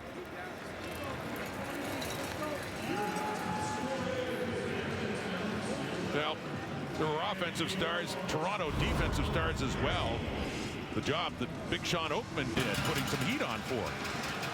Yeah, number 2 in double blue has been very noticeable tonight, causing all sorts of disruption in that Edmonton backfield. Couple of sacks for Oak. And here is Sean Oakman now standing by with Matthew. Well, I know, Oak, that the discussion was what was going to keep the defense at a level now that you guys are waiting for the East Final. So tell me, what's it like to try to stop Trey Ford? You know, it's fun. You know, we wanted a faster, more elusive quarterbacks in the game. So anytime you get the chance to chase a rabbit, you're going to have a good day. I know you're the emotional leader of that defense. What's the message going to be knowing that they've got their playoff lives on the line? Work not done yet. Thank you, Oak. Yes, sir. Well, Kate, 7 points, and the Elks, their playoff lives are on the line, but the Trey Ford show has just started. It's been great so far in this game, but having problems on that last drive with Trey Ford. What a play, so elusive once again. We've seen it so many times this season, but it just becomes more impressive each and every time. Back alongside David Sanchez, Paul Lapalisse, and Milt Stiegel. 15 of 17, 180 yards. I know his team is down, but that play at the end of the half, I mean, you got to start with that, Lapo. Yeah, the beauty of his ability to use his legs creates, and we just said it on the panel. We said, hey, why don't let's go ahead and get pressure him and make sure. And David and I just said, well, you better make sure you bring him down, because if you do not, you know, it's going to create a big play. You know, early in the game, he has this 41-yard play on 1st and 10. They moved the pocket on him. You know, he struggled a little bit with his second down staying on the field, and that's what they have to do, because he's so dynamic when he makes plays like this. This is his 10th passing touchdown of the season. I'm telling you guys, 5 of these touchdowns look like this. He creates with his legs and makes something happen. You know, it's been documented he doesn't have a lot of yards passing each game, but he's just got to create first downs, Davis, and then those explosives are going to happen. And Edmonton leads the league in rushing, and they average 6 yards per rush. And a lot of that comes from Trey Ford manipulating the edge of defenses with his legs, and that helps out Kevin Brown. We see Trey earlier, we talked about it. Trey not looking like he wants to tuck it and run early in this game, and we saw Kevin Brown struggling. So I think they kind of go hand in hand. On the other side, we know that coaches, general managers, they gotta protect players from themselves. We agree. Do we think that AJ Ouellette should be out there? He keeps limping off the field. We see how angry he is. He slammed his helmet one time. He looks, you know, visibly frustrated with whatever he's got going on injury-wise. We know he's a tough guy. And if I'm Ryan Dinwiddie or Pinball and whoever's calling the shots with the playtime here, I'm getting him out of there. I don't want him in the game. Also, look, there's a big conversation on what they should do with their guys. And Ryan Dinwiddie, do you play Chad Kelly? How much does he play? Well, they lead the league. They take the fewest amount of sacks. The Argos do, so they can protect. And Chad gets rid of the ball. Smart guy. But he's been getting whacked here in the first half. I don't want him out there much longer either, to be honest. So guys, players got to be protected sometimes by their organizations. Yeah, you never want your players to get hurt. Another player they can't afford to get hurt is that returner. Javon Leake, he's something special. When they showed the special alumni returners they have, you got Pinball, you got Rocket, you got the Flying Hawaiian. So we decided on the panel to give this man a nickname. What you got for him? What you got for him? Freaky Leak. Is that what we're going with? Freaky Leak. Freaky Leak. This man is special. I call him the equalizer because I say that because say if your offense or defense is struggling, when you have a returner like Javon Freaky Leak, he can equalize things. He can create field position. He can make things happen for you that a lot of teams don't have this ability to do. This man is special. He just needs that one return, one more punt return to break the CFL single season record. So they're so excited to have this guy. We talk about those guys, Olette, Chad Kelly, those guys who don't want to get injured, they better make sure this guy is healthy for the playoffs also. Argos with an 18-11 lead at the half. By the way, this game just the appetizer. That's right, we're going with the food theme this weekend. The main course, the BC Lions taking on the Winnipeg Blue Bombers. Coming up, we're going to break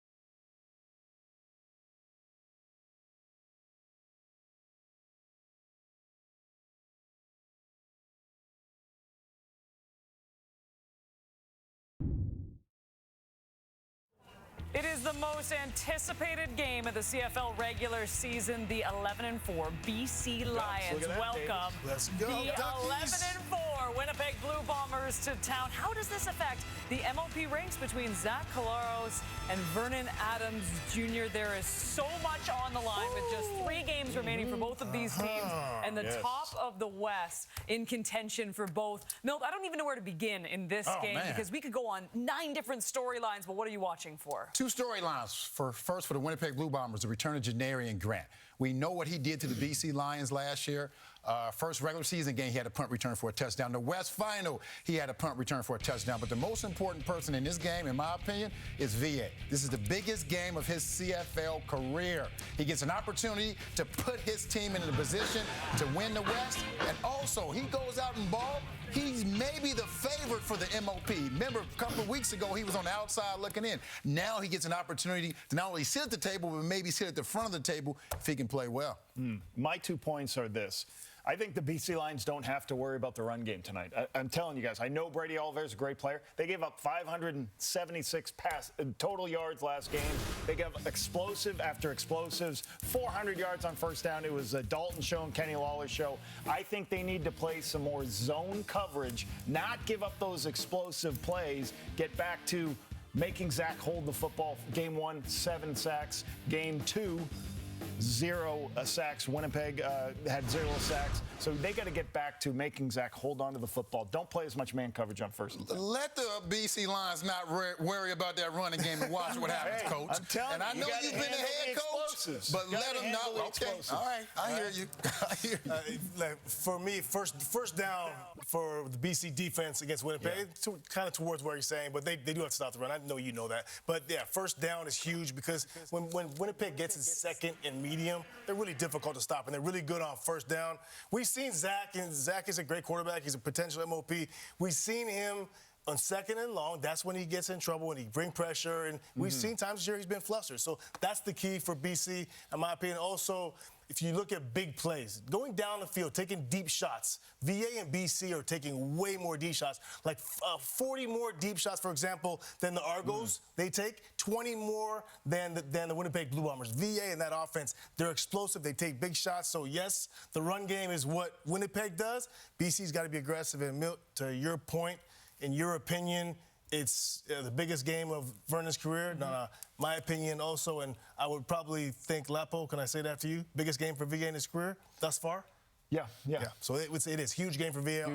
All eyes on you, and I expect him to have a big performance. All right, we expect this to be an absolutely epic game. Meanwhile, celebrating the 150th anniversary tonight for the Toronto Argonauts, we've got some celebrations going on down at BMO. We'll show you that coming up next.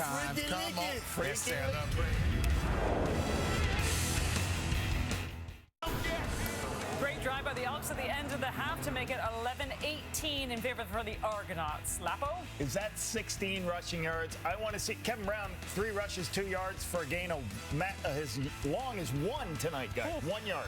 So we need those rushing things to happen better. Get more rushing yards. Why? Because then we see those crazy plays by Trey Ford.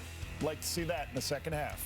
All right, we'll see if the Argos can maintain their league or what they will do maintenance-wise in this second half. Meanwhile, 40-plus alumni in attendance down at BMO tonight. Throughout the game, they have been honoring every decade in Argonaut history. Just legends of the game, gentlemen. That's awesome. That's cool. Ricky Ray. Great. A little bit of player. Enoch and Pinner. All right.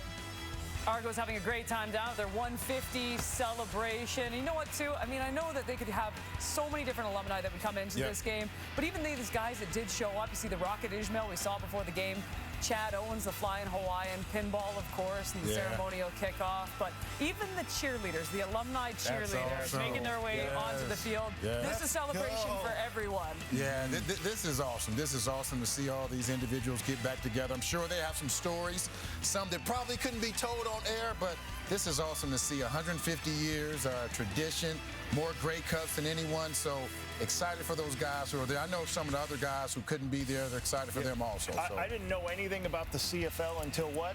Till Rocket came to the Canadian Football League, right? John Candy and all those guys. Special for these guys to be together, too. Awesome. Yeah. I thought you were going to say until I played for them, Lapo.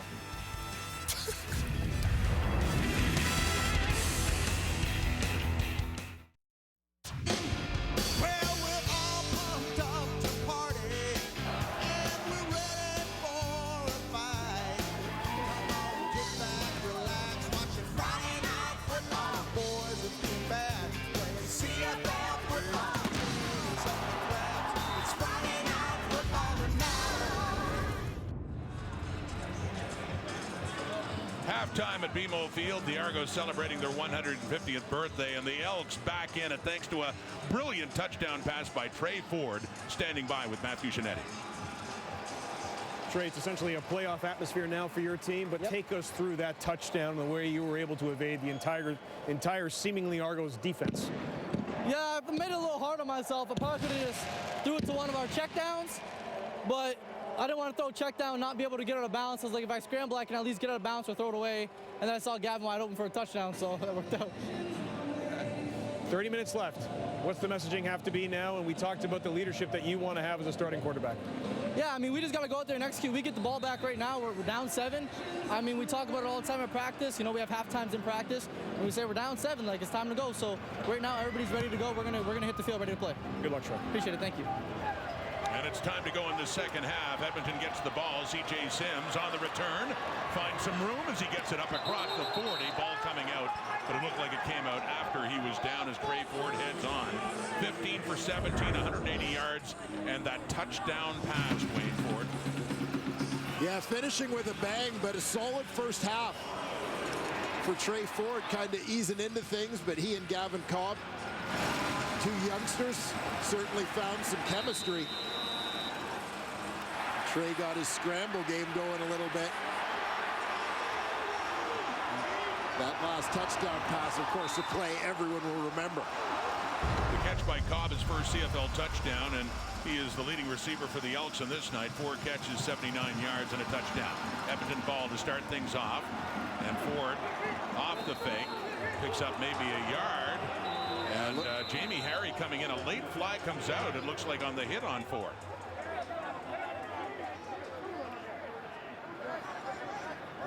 Ford kind of got down what to spin here. Unnecessary roughness. Toronto number 38. 15-yard penalty. First down. This is one that's a tough break for Jamie Harry, the defensive player. Aiming to tackle low, just Ford starts to go down himself. So Harry's initial target point basically gets blocked by Ford's head or upper body. So it's a first down. Kevin Brown's the running back, and he is -2 yards rushing. They are throwing, and no, they won't get it away. Ford going back, Jonathan Jones and the blitz coming in, and for the 3rd time tonight, the Argos have a big sack of number 2. Jonathan Jones up on the line of scrimmage, not trying to hide the blitz at all here. Good get off, unblocked, and he just closes. Trey Ford tries to escape. He's trying to retreat and sort of do that reverse pivot out, but Jones closes on him too quickly, doesn't even give him a chance. So Jones gets the sack, and it's a second down and very long after that loss. Bouncing out is Brown, who's mentioned, minus 2 yards rushing the first half, and they just choose a running play when they had no hope on that one of getting close to first down yardage. It'll be a third down. They're back at their 39 to punt it away. Yeah, they go with the draw play here. Watch Trey Ford as he throws a block on that one, looking for a little revenge on Jonathan Jones. I'm not sure that worked out exactly as planned, but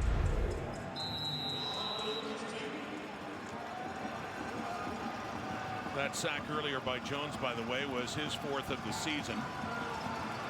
Led to a big loss, and now Julian is on to punt it after that first possession and some pressure coming in by the Argos as it heads out of bounds, and that's just inside the 35, so not too bad for the Argos. And Chad Kelly coming on. They have a 7-point lead, third quarter at BMO Field. Ryan Dinwiddie would not commit to how much of this game Chad Kelly would play on to start the second half, but he's taken a few hits in that first half so far, Dwayne. Well, the tone was set early. Jake Serezna on the Argos' first offensive play burst into the backfield and took down Kelly. Yeah, a few big hits for the Argo quarterback early on. Argo team that's given up the fewest sacks in the CFL. Handing off to A.J. Ouellette, who looked a little banged up in the first half. A left footer, looked like a little ankle twist, but as frustrated as he was, he's well enough to come back and carry the football again, and a first down up across the 40. Yeah, you had the feeling that A.J. Ouellette was going to spend the halftime break convincing Ryan Dinwiddie to let him stay in this football game, and clearly, as well as being a terrific running back, he's also very persuasive. To the 43 and a first down, and faking and throwing to the right, and a wide open DeMonte Coxie has it down and around the Edmonton 40 as the Argos quickly on the move pick up another first down. This seems to have become DeMonte Coxie's office right along those sidelines within this Toronto Argonaut offense. Just has a knack for finding those soft spots between levels.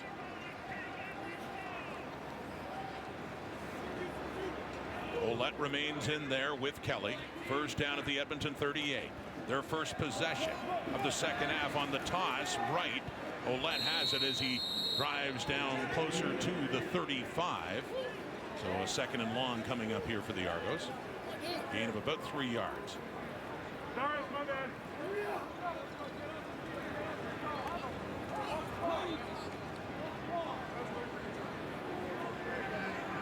We see Noah Curtis. First year Edmonton Elk. Late addition to this year's draft list once it was discovered that the 6'6" defensive lineman had his Canadian citizenship. Second down and 7. The Edmonton 35. Kelly steps up, throws it off, and no. Had an open David Unger, but just falls a little bit shy of him for a third down now. And Boris Beatty is coming on regardless, but a field goal situation here for the Argos. Watch the work. Defensive lineman Jake Serezna just got underneath Gregor McKellar a little bit on that one and sat him down. Serezna originally acquired from Ottawa in a deal that sent Odell Willis to the nation's capital before Willis was flipped back to BC. So Beatty on their opening possession to put 3 more on. Heading left again, just tucks it in, and that left upright. So back to a 10-point lead. They had one of those much earlier in this game. And a big birthday weekend for the Argos. He had already been an Edmonton football legend before coming to Toronto and leading the Argos to a Grey Cup win in 2004. Damon Allen now standing by with Matthew Shinetti. And named an all-time Argo.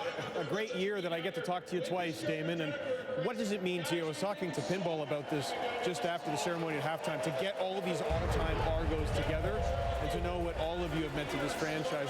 How big is this night? It's a special night. And when you think about 150 years, it's the oldest sports franchise in pretty much in North America. And the fact that you just seen a small number of guys. There's a lot more guys that are still coaching, playing, have been Argos. And it's a rich history. And to be able to see Conrad Holloway and Terry Greer, which is the first time I've ever played in the CN Stadium, my rookie year, Conrad and Terry Greer was on the field. To that point, the other team that you were great with, the Edmonton Elks, they have a quarterback right now. I saw you say a little something to Trey Ford before the start of the second half. What'd you tell him? It's all exciting. I just told him it was great to see him and see him get the opportunity. And it is about opportunity. There's been great Canadian quarterbacks in our game. You know, Russ Jackson is one of them.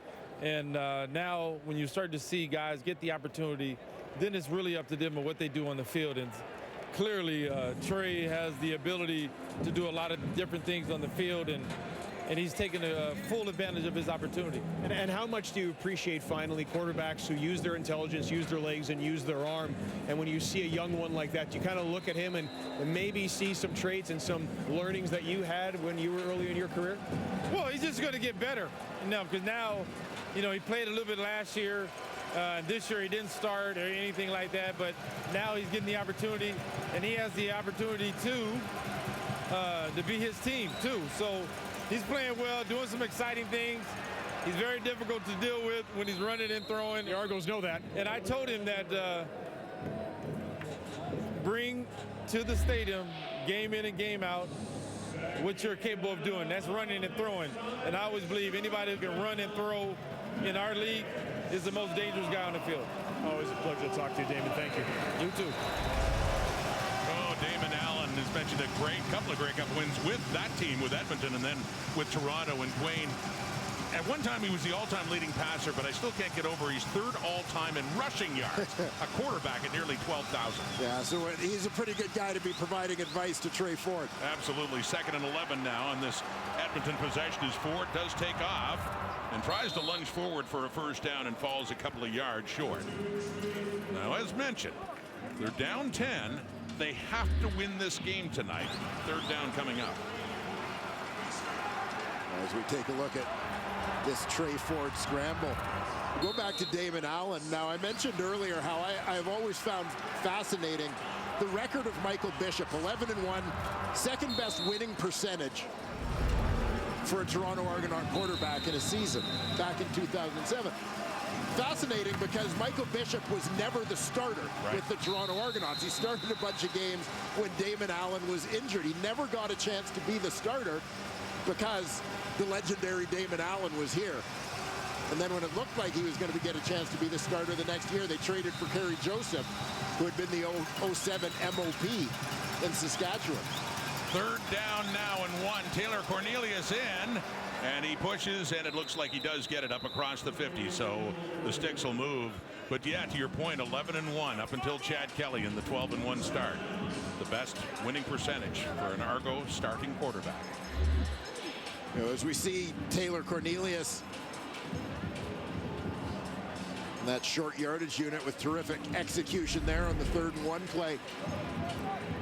Head coach Chris Jones had a lot of positive things to say about the way Taylor Cornelius has handled a tough situation, rough start for him here in 2023, replaced by Trey Ford.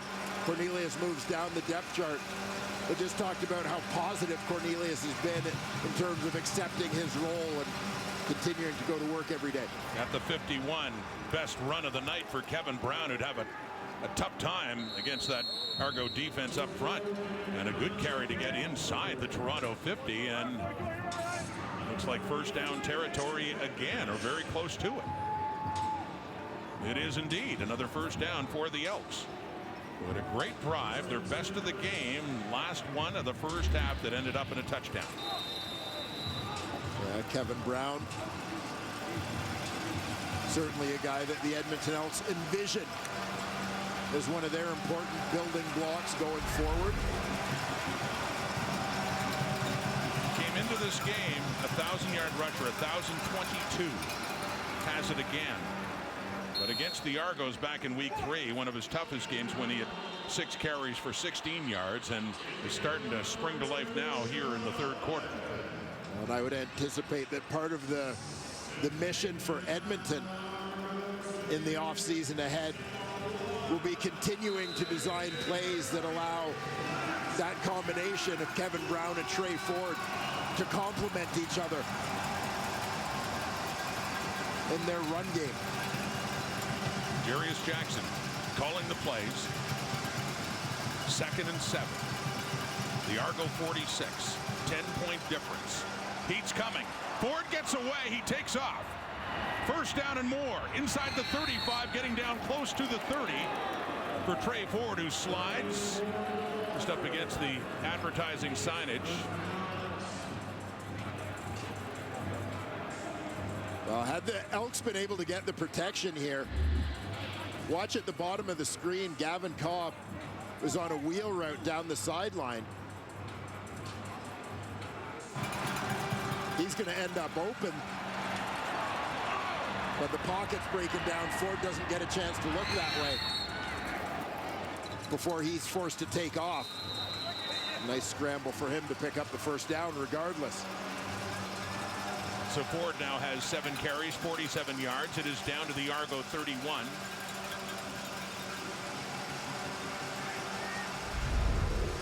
Gain 15 on that last play. Throwing. Intercepted! With McManus, this could go for a touchdown. And on one play, this game takes a drastic turn. Pick 6.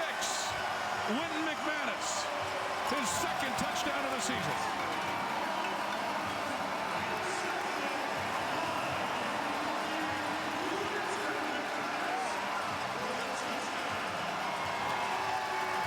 It's a play where Edmonton's trying to get a hold on the linebackers with a run fake and then throw the quick pass, but what McManus is just running straight into that passing lane from the snap of the ball.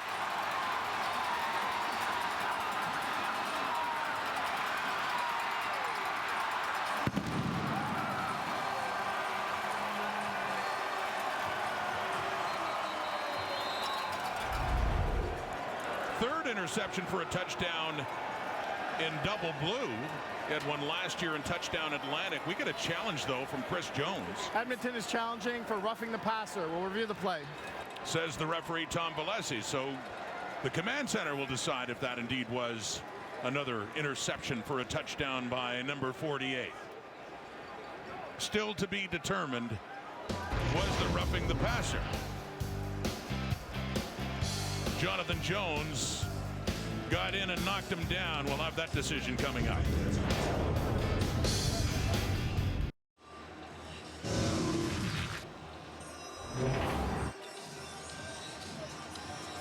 Was this roughing the passer, Dwayne?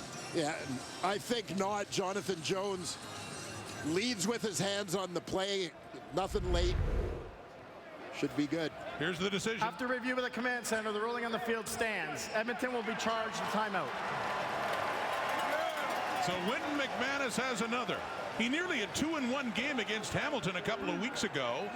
Had an early pick 6, got another one down inside the 5, and has one there, as mentioned, in touchdown Atlantic a year ago against the Riders. He had a late interception for a TD. So McManus finds the end zone again, and the Argos, with the Beatty point after, make it a 28-11 lead. And just as Edmonton, down 10 at the time, looked like they were driving down for more points, an immediate turnaround. Watch McManus's reaction. That ball gets snapped. He recognizes the play action that's happening, and he's just running to get underneath that slant. and gets there in time to make a perfect play. And Kevin Brown nearly got him in time, but he kept his feet.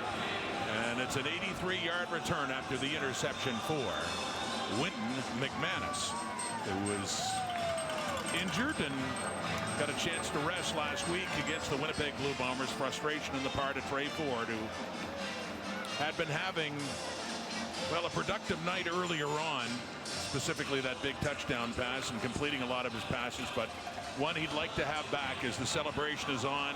It has been all night, really, with this festivity celebrating the 150th birthday of the Toronto Argonauts. And more to celebrate now as they open up that 17-point lead. C.J. Sims inside the 5. And goes back to see if he can get around to the right. And Tavares McFadden has a hold of him, got his jersey, down he goes around the 20. Started his CFL career with the Calgary Stampeders, and when healthy has certainly flourished with the Toronto Argonauts. Yeah, he arrived last year and was an instant difference maker on that Argos D. Big time playmaker, and he delivered again. Right there, taking a well-earned break. The double blue sideline. So Ford is right back on the field after throwing that pick six. The Edmonton 23. And in a 17-point hole now, needing to win tonight. Deep right, coverage is there. Quantez Stiggers on Eugene Lewis, and no chance for that one. Second down. And Edmonton just looking for a play to swing the field a little bit here. Haven't targeted Eugene Lewis a lot in this ball game, but knowing that Gino's a big contested ball guy, they take a shot with him against Stiggers, but are unable to connect down the sideline. Third quarter, under 5 minutes. Second and 10, Edmonton. Down 28-11 from their 24. Oh, he had an open receiver, Gavin Cobb, who hadn't turned around, and that falls incomplete.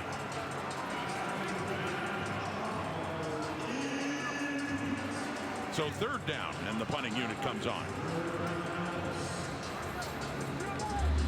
I think Edmonton feeling a little bit of pressure right now as the Argos open up the lead. Trying to push that ball downfield, but yeah, Cobb appeared to be more focused on the safety than on the football on that play. Not expecting that pass. They go 2 and out. Julian with the punt. Leak with the ball midfield and inside the 50. So another good return for Leak as McManus stepping on to shout his encouragement. 28-11. Tonight, up next, BC Place in Vancouver. The big showdown in the West between the Bombers and the Lions. That is still to come here in Toronto. The Argos celebrating their 150th, and in style right now, up 28-11. AJ Ouellette, the ball carrier, picks up a couple of yards. The Argos trying to stay perfect at home as well, coming into this game 7-0. If you include, actually, Touchdown Atlantic, that's at Husky Stadium in Halifax, but winning the previous, or the other 6 games here at BMO Field, and that was technically a home game, so perfect home record for this Toronto team, trying to keep that going.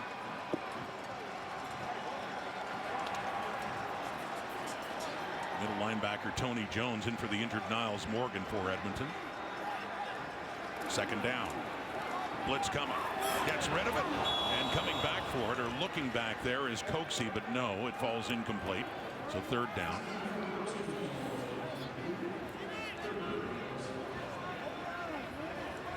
A very demonstrative Ryan Hunter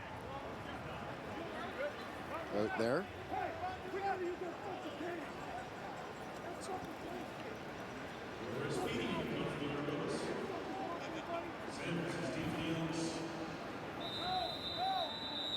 Beatty to punt.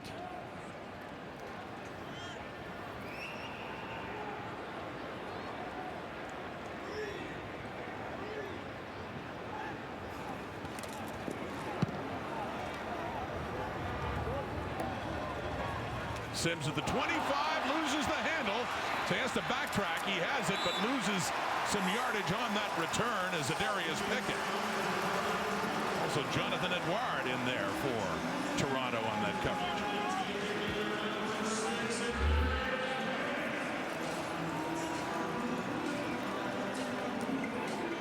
Well, Sims fortunate to avoid disaster on that one. The Argos punt cover team closing on him. He's able to recover and limit the damage.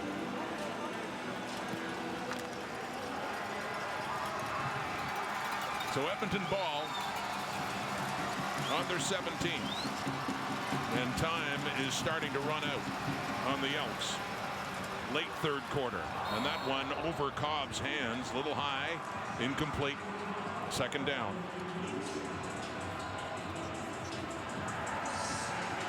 Mentioned Tyrell Ford. There's Tyrell.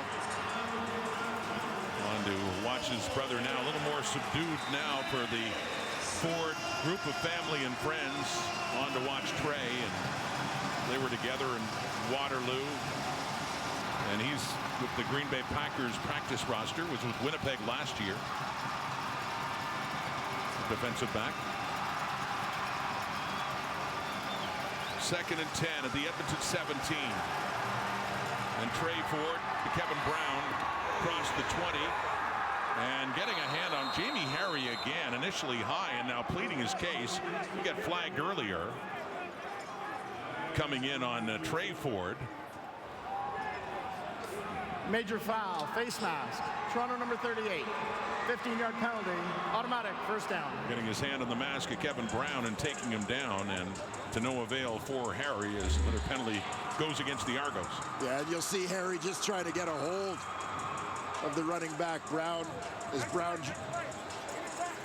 jukes back inside, Harry ends up grabbing the side of the face mask to try and bring him down. Jamie Harry, initially drafted by Toronto, then had a couple of years with BC and with Edmonton last year. Former Elk, who are going to the Argos this year out of the University of Ottawa. Edmonton 38 now with the penalty, first down, and able to get rid of it in the area of the fullback Tanner Green, but it falls shy of him, incomplete. Yeah, that was a play that was more about avoiding the sack than even getting the completion. As the Argos now really getting after Trey Ford. We're now looking at a 3-score ball game, and the Argos D recognizing sense of urgency a little bit here for the Elks. That pretty much everything is a passing situation.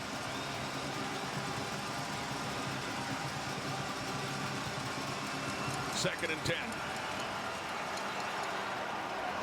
Ford, it wobbles into the arms of Manny Arsenault across midfield. Not the strongest pass that Ford has ever thrown, but it's a completion. And a big one, too, for Edmonton, trying to hang in there. First down. They don't ask how, they just ask how many. This one wasn't pretty, but it'll still go down as a completion.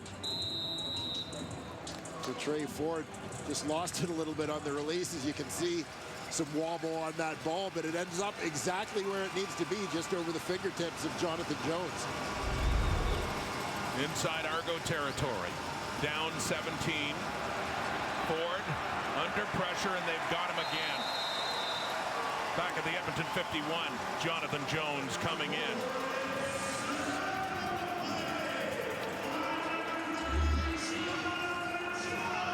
Now watch for Jones.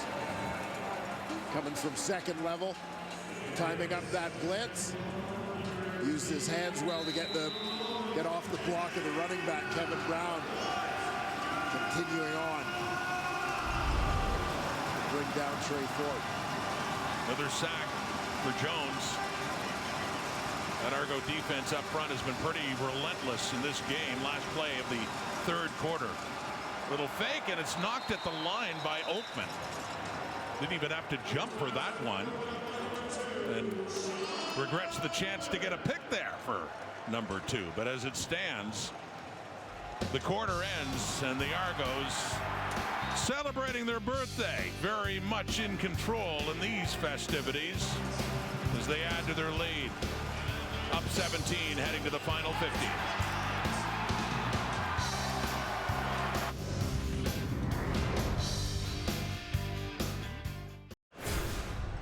Here are the numbers through three quarters. As mentioned, the Edmonton Elks, who need to win this game tonight to stay mathematically alive. The numbers at the top are the ones that are just hurting the most right now as they're down by 17. Yeah, they certainly are just unable to consistently move the ball. Obviously, field position has been a challenge for Edmonton in this football game, and not able to get into the end zone when they need to. The Argos making some big plays. Maybe the biggest, that defensive touchdown from Winton McManus in the third quarter. McManus with his second pick six of the season just a couple of weeks ago against Hamilton. He had one nearly at two, but that was the biggest mistake by Ford on this one, and it's put Edmonton in a very big hole in this final quarter as it's about to begin. And with the Elks having to punt it away, Jake Julian on and Javon Lake too. On a night when the Argos are celebrating a franchise milestone 150th birthday starting back in 1873.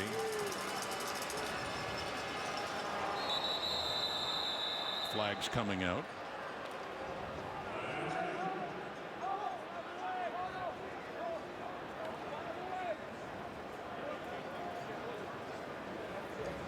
Offside. Toronto number 49. 5-yard penalty. Remains third down.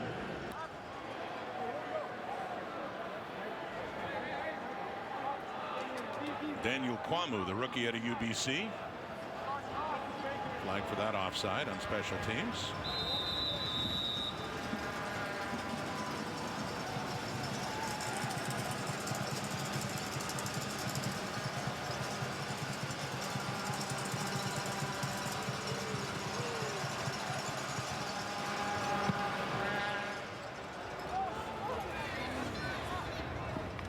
Leak letting it go. Heading off into the end zone and out. Well, mentioning the celebrations, Dwayne, tomorrow at Mosaic, the Rough Riders are not only honoring the 2013 Grey Cup team, but they're honoring the memory of the late George Reed, the legend who passed away earlier this week at the age of 83. One of the true greats this game has ever had. Yeah, no list of the Canadian Football League's greatest players in history is complete without the name George Reed. I think for our generation, certainly a name that you recognized at a time before all the games were on TV, a name that you recognized as one of the stars of the league, one of the most talked about individuals in the CFL. As we see in number 34, A.J. Ouellette, the ball carrier. And 34, the great 34 with Saskatchewan. Two icons really with those Rider teams of the 60s and 70s. They won the Grey Cup in 1966, and it was 34 George Reed and the Little General, number 23 Ron Lancaster. Two icons in one franchise. Yeah, no question.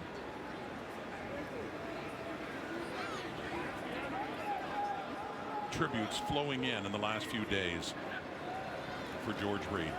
A.J. Ouellette breaks through and gets it across midfield. So that's tomorrow. The Riders with a big game too against Hamilton, and as mentioned, they're also celebrating the 10th anniversary of the 2013 Grey Cup champions. And A.J. Ouellette continuing to pound away here in the fourth quarter. Staying in the game, and you wonder, 16-point difference for Chad Kelly. How long these two will stay in this game. Ouellette has had a lot of rest lately, didn't play 2 weeks ago, played very sparingly, only early on in Winnipeg. And we could tell earlier when in this game when it looked like he might be hurt how much he wants to get his reps in. He's getting them now. Yeah, A.J. Ouellette continues to run his way towards that 1,000-yard milestone. Needed 106 coming in as he's racking them up now. 13 carries, 64 yards. A few more games to go. That's Dan Adeboboye, rarely used running back in his second year. Canadian kid from Toronto getting the ball right there.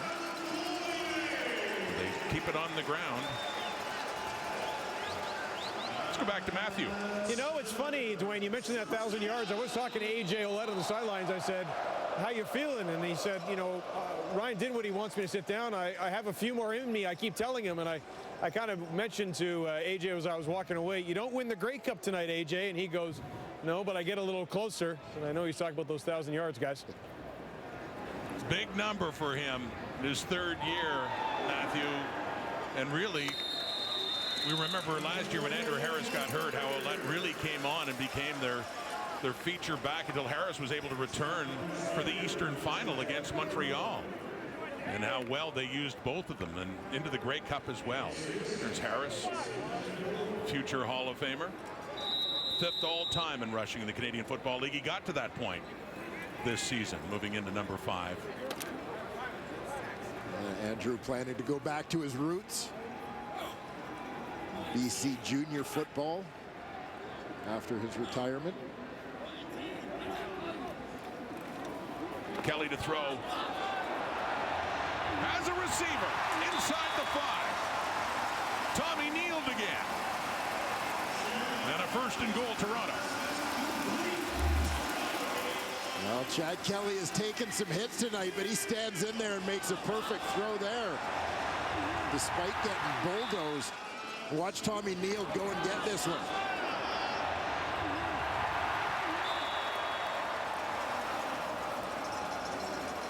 Argos, despite the injury to Curly Gittins Jr., who's been out of the lineup the last several weeks, they've been starting 3 Canadian receivers in Neal, Dejon Brissett, and David Ungerer.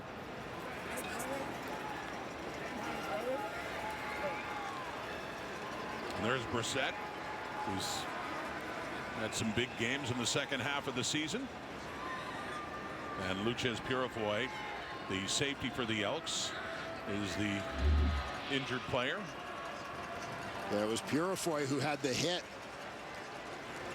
on Chad Kelly.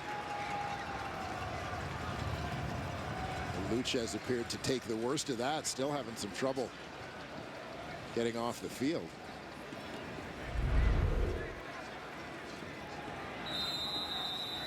Purifoy off.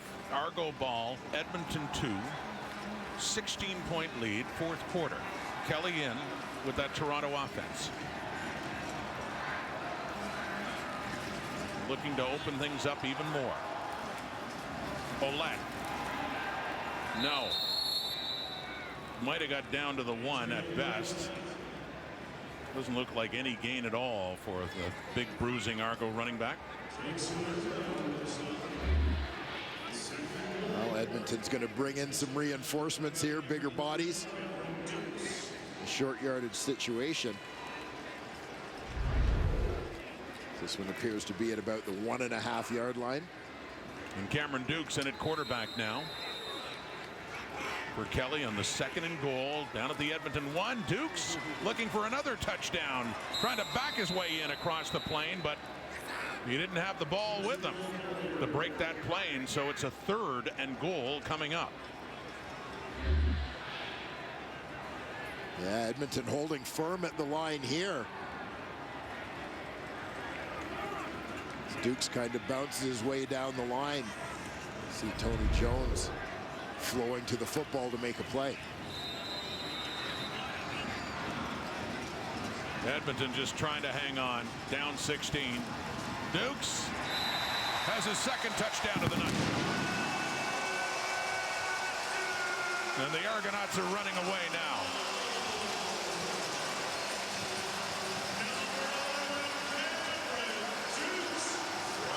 And we have to wonder if we're going to see more of Cameron Dukes the next time Toronto gets the ball. Yeah, as the saying goes, no lead is safe, but we talked to Ryan Dinwiddie a little bit this week about his commitment to the big picture, which is, you know, when we use the term roster management or player management, load management, whatever you want to call it, there's a feeling that you're just talking about protecting guys from injuries, but it's also about getting playing time for other guys in the event that they are needed down the stretch. 9 plays, 70 yards in just over 5 minutes. And Dukes has another touchdown.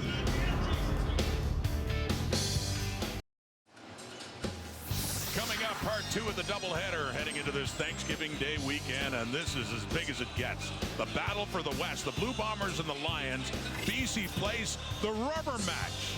They've each won, and the winner would have the tie break should it come down to that for first so late in this season. They can't clinch first, but a major step in getting first place in the West. That is coming up later. If you don't watch that game, you're not a real fan. Gonna head right home after this, Dwayne Ford. We'll be watching. Still got more to watch here, though, too, although the ball comes out late, but still it's very much in control for the birthday boys. Happy 150th Toronto Argonauts, and they're celebrating in style, up big now.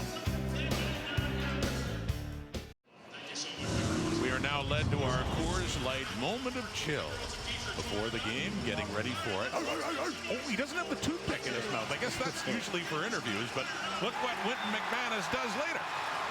Yes, sir. Big pick 6 for Wynton McManus to break this game open for the Toronto Argonauts. And then there's the moment of chill. Yes, sir. Like a nice zen moment for Wynton McManus and a celebratory night.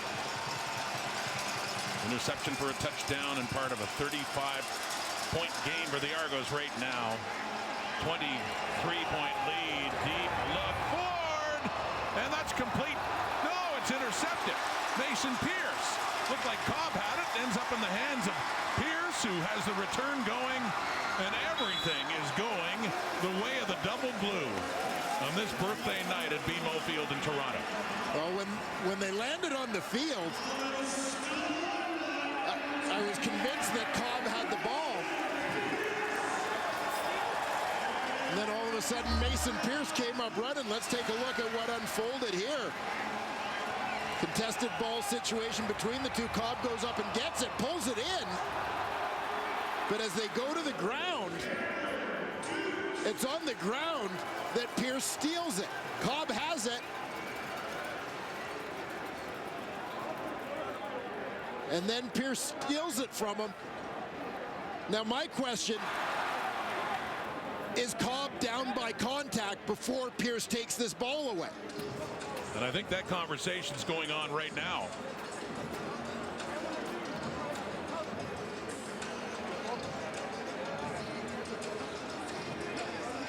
He had it, and then you see it's in the hands of Pierce, but is he down? Chad Kelly reach for that helmet. He wants to head back on again. Now, clarity from the command center. After automatic review by the command center, the Edmonton player was down with contact. It'll be first down on the 26-yard line. Well, Chad Kelly was reaching for his helmet, but he doesn't need it right out now because, yes, it is an interception by Pierce. No, it's Edmonton ball. Oh, Edmonton's ball.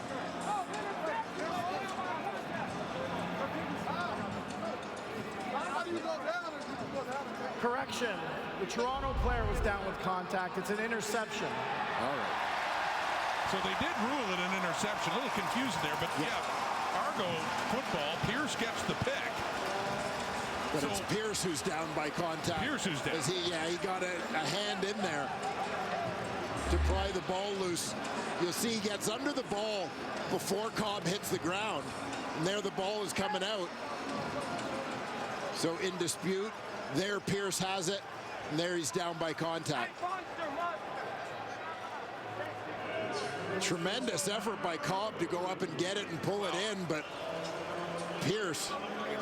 The Edmonton argument would be that Cobb was down and still in possession of the ball, but yeah, but I think when you look at it, as we watch the dance moves of Adarius Pickett. But as mentioning before, Kelly wanted to go back on, but it is Cameron Duke's time now. He got the start against Winnipeg last week. He scored a couple of touchdowns in short yardage tonight, and handing off to Dan Adeboboye on first down. So Cameron Dukes, and yes, I mean, they've got the big lead for Chad Kelly. No point in risking him getting hit, getting hurt, but also, you know, Ryan Dinwiddie emphasized getting this young man some reps. Yeah, it's so important for the Toronto Argonauts, a team that now, outside of Chad Kelly, the rest of the quarterbacks on their roster have a grand total of 1 career start, and that was Cameron Dukes last week in Winnipeg. So the more playing time that they can get, I mean, it would be... Dukes throws, and he completes that one, too, to Coxie. Last week, 17 of 24 for 231 and a touchdown pass. Yeah, Chad Kelly, he thought, great, we got the ball back. I'm heading out again. Yeah. Not so fast, Billy Ray. Players want to play, always, right?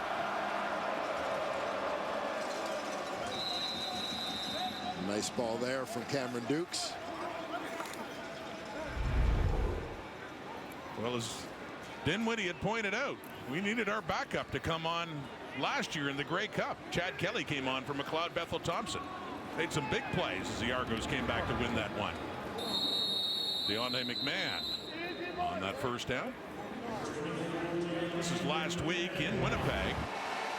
And especially at the start, Dukes played pretty well in a couple of touchdown drives. Yeah, he certainly did. He looked poised, got off to a good start, which I think was a big help to him. Had the Argos in the lead in the fourth quarter when he was taken out of the game, as they wanted to get Brian Scott a couple of series in that ball game. Well, then after that, and Scott went 0-4, and just getting a little taste of the action, they did go back to Dukes, still with a chance to win it. Ultimately lost that game by 10. 2nd and 6. Oh, it's just knocked away by Adam Konar, preventing a catch for David Ungerer. Yeah, terrific defensive play by Adam Konar. University of Calgary product, started his career out at UBC. Had the opportunity to play for Chris Jones in a couple of different stints in green and gold.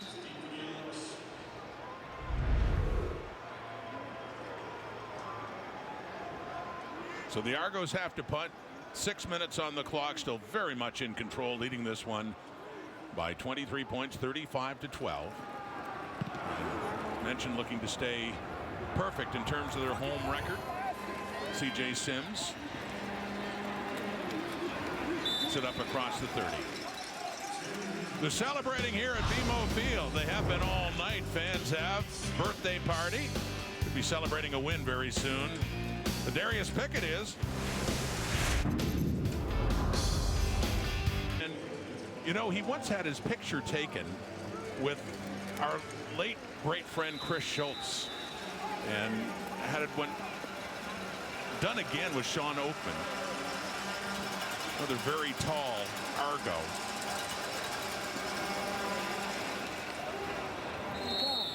But there's Oakman there standing at 6'9", and our friend Schultz was about 6'8", I think Chris was. There it is. There's Jason Clara back when, well, Schultz was there in the late 80s, early 90s with the Argos, and then recreating it with Sean Oakman with Jason up on the chair. How about that?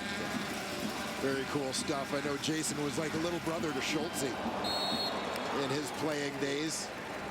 Jason, as you mentioned, an equipment assistant in those days, and worked his way up through the organization into a very different role, but kind of cool to have that little historical perspective.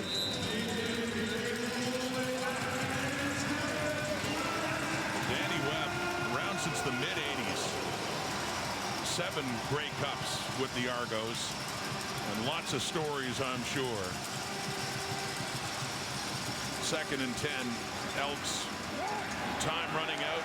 Another former Edmonton player, Thomas Costigan, in there as the ball squeezes out, and Jared Brinkman gets his hands on it, and it is indeed Toronto football on the turnover. And it looked like Costigan, the ex-Elk, was in on that play, forcing the ball loose as Wynton McManus had a big turnover earlier in this game for a touchdown. Continues the celebration now with Brinkman. Big for the Argos to get Jared Brinkman back in their lineup late in the season. He did a stint on the 6-game injured list. The combination of he and Sean Oakman and Dwayne Hendricks, along with Canadian Deontay Knight, and that D tackle rotation, been very productive for this Argonaut D. So Pickett and Costigan, and out comes the ball, and Brinkman on it. Now they're discussing whether it should be the Elks football. Brinkman still smiling, but does he get this turnover? That's topic of discussion right now.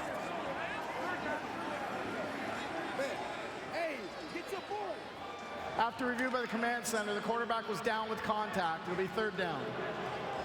So no fumble. Third down. And the punting unit is coming on. 4:35 to go on the clock. Timer, please reset the clock to 4:42.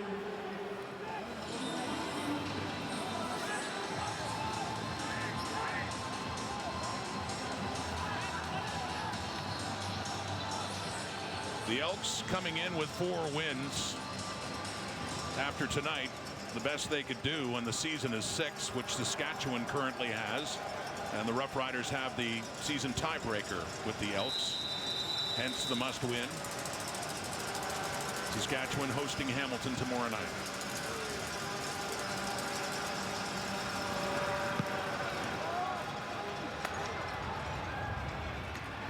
So they punt it away. And Leak. They have him contained.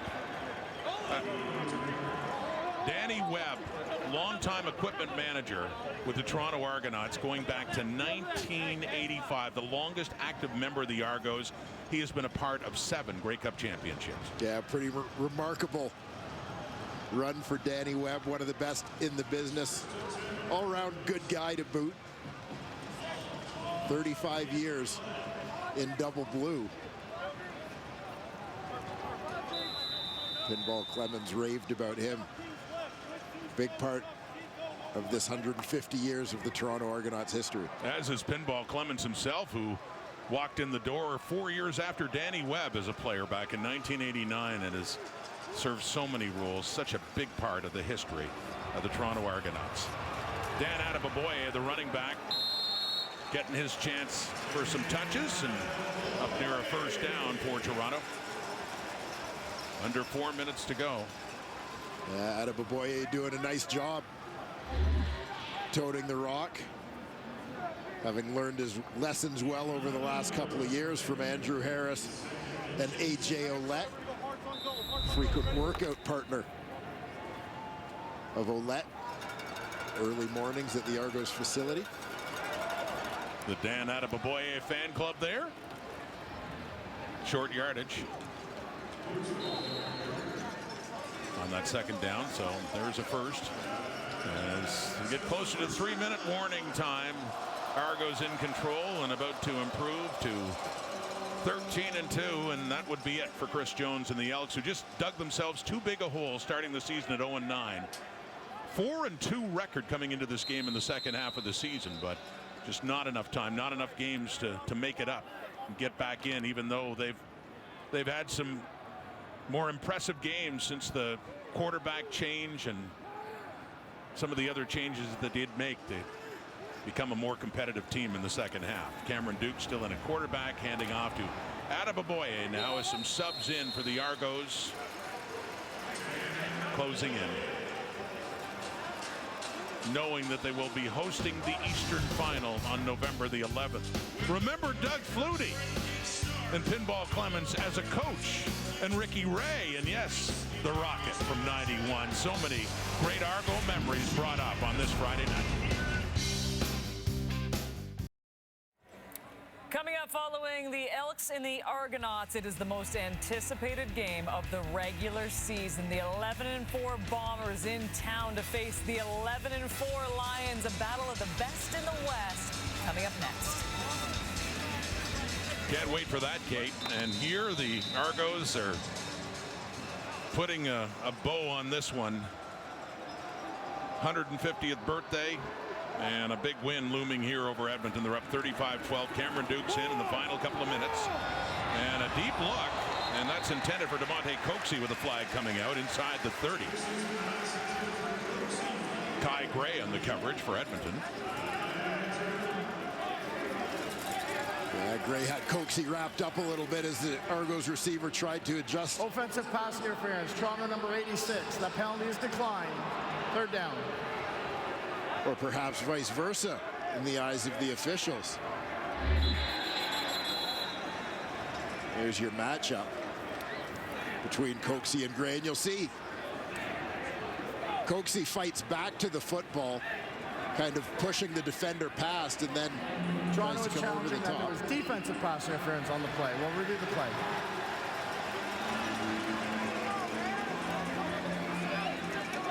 You see the two of them battling right along the sidelines.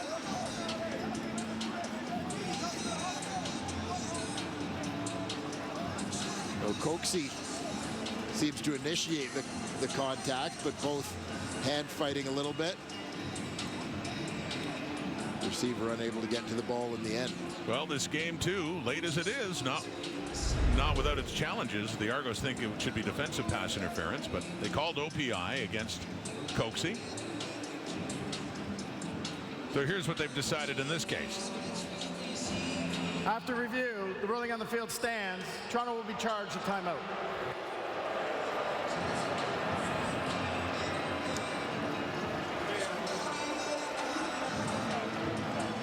So to third down now, and the Argos charge the timeout. Late as it is, 2:22 on the clock here, fourth quarter at BMO Field. And Toronto and Ryan Dinwiddie's team winning handily and looking at a record now of 13-2. The only Argo teams that have been better than that, the two Flutie years in 96-97, 1988, 14-4, and the 91 team, Rocket Ismail, Matt Dunnigan, Chris Schultz and that team, and they went 13-5 and won the Grey Cup. The Argos looking at 13 wins. Boris Beatty to punt that one away to Sims at his 20. Still on his feet. Brandon Calver coming across to take him down.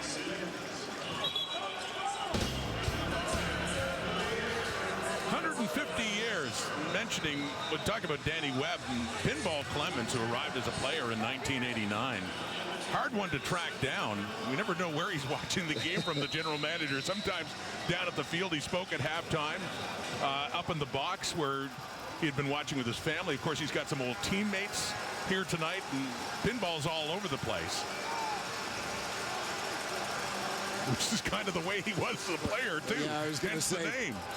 You know, it was Pinner, true to character. Yeah, hard to track down. It was in 1989 that he came to the CFL, and when it was noticed how he bounced off defenders, switching direction like that. It was in a coach in training camp that gave him the nickname Pinball. Michael Clemens went by Pinball after that.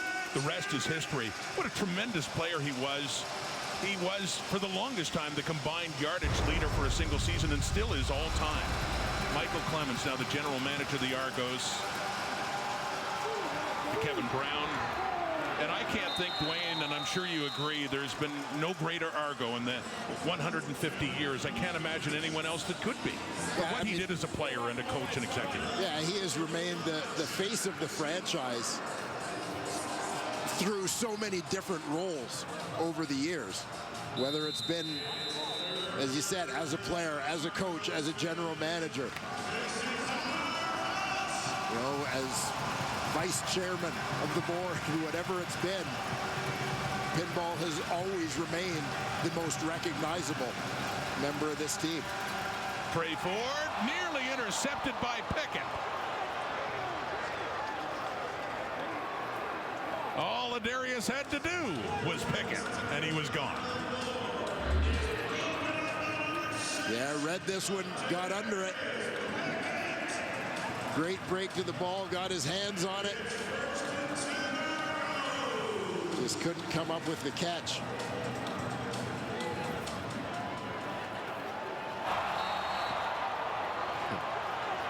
Roller coaster of emotions for Sean Oakman over on the sidelines with the pads off. Well, the Argos, this is their third game after clinching. This will make them 2-1 after clinching. They host Ottawa next week. They go to Saskatchewan the week after. They're in Ottawa to close out the regular season. 3 more games to go, and who knows? They've lost 2. So 13 wins. If we declare them victors in this one with 138 to go. Have a look at the Eastern standings as they've been running away with it. Montreal second at 8-7. The Alouettes on Thanksgiving Monday. Dwayne and I will be there at McGill when they host the Ottawa Red Blacks, who are not officially eliminated just yet. If Saskatchewan beats Hamilton tomorrow night, that would officially knock out Ottawa. But until then, what you're saying is there is a chance. Just by a thread, the way Edmonton had it coming into this game. But they had to win. And then you have Hamilton in Saskatchewan, and the Riders riding a little losing skid. They haven't won since Labor Day. Edmonton number 11. So Winnipeg and BC, they're fighting for first. That game coming up later tonight. Saskatchewan hosting Hamilton at 6-9. And if the Rough Riders win, they would eliminate, well, Edmonton is done tonight, but they would eliminate Ottawa. Calgary, no, believe it or not. The Stampeders mathematically would cling to a very faint hope if the Rough Riders even win. But they would need to win out. They need the Riders to lose out, and they are playing Saskatchewan in their one of the remaining 3 games. But the simple math favors the Riders in the West, and the Eastern story looking very much like last year with Toronto on top, Montreal second right now, and Hamilton third. Dan Adeboboye.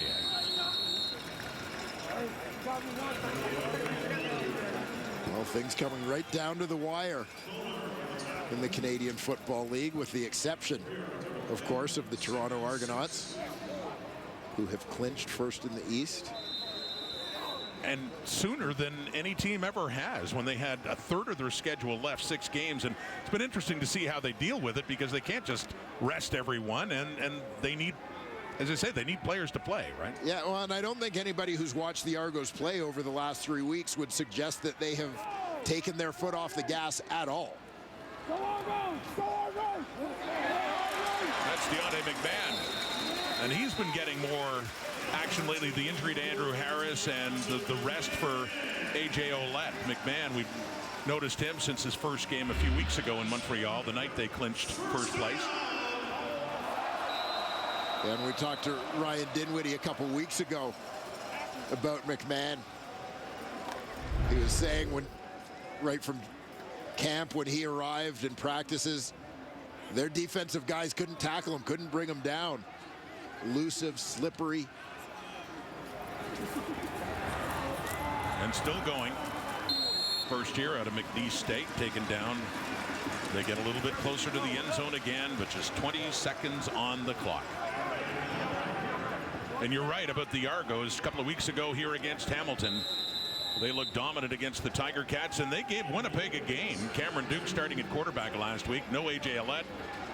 And still led the Bombers for quite a bit of that game before Winnipeg took over in the 4th. Victory formation now for the Toronto Argonauts.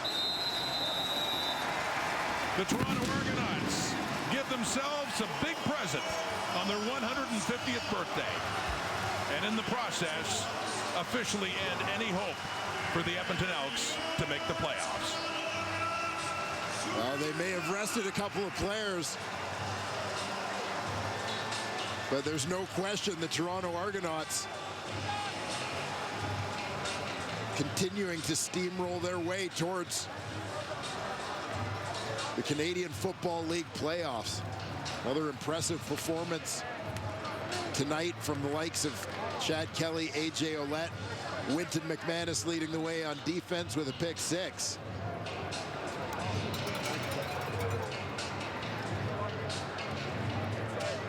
It was a big night here at BMO with a lot of former Argos there to join in the celebration, and oddly enough, Chris Jones, former Argo defensive coordinator, but not a happy night for him. Happier for the Double Blue, who get their 13th win of the season.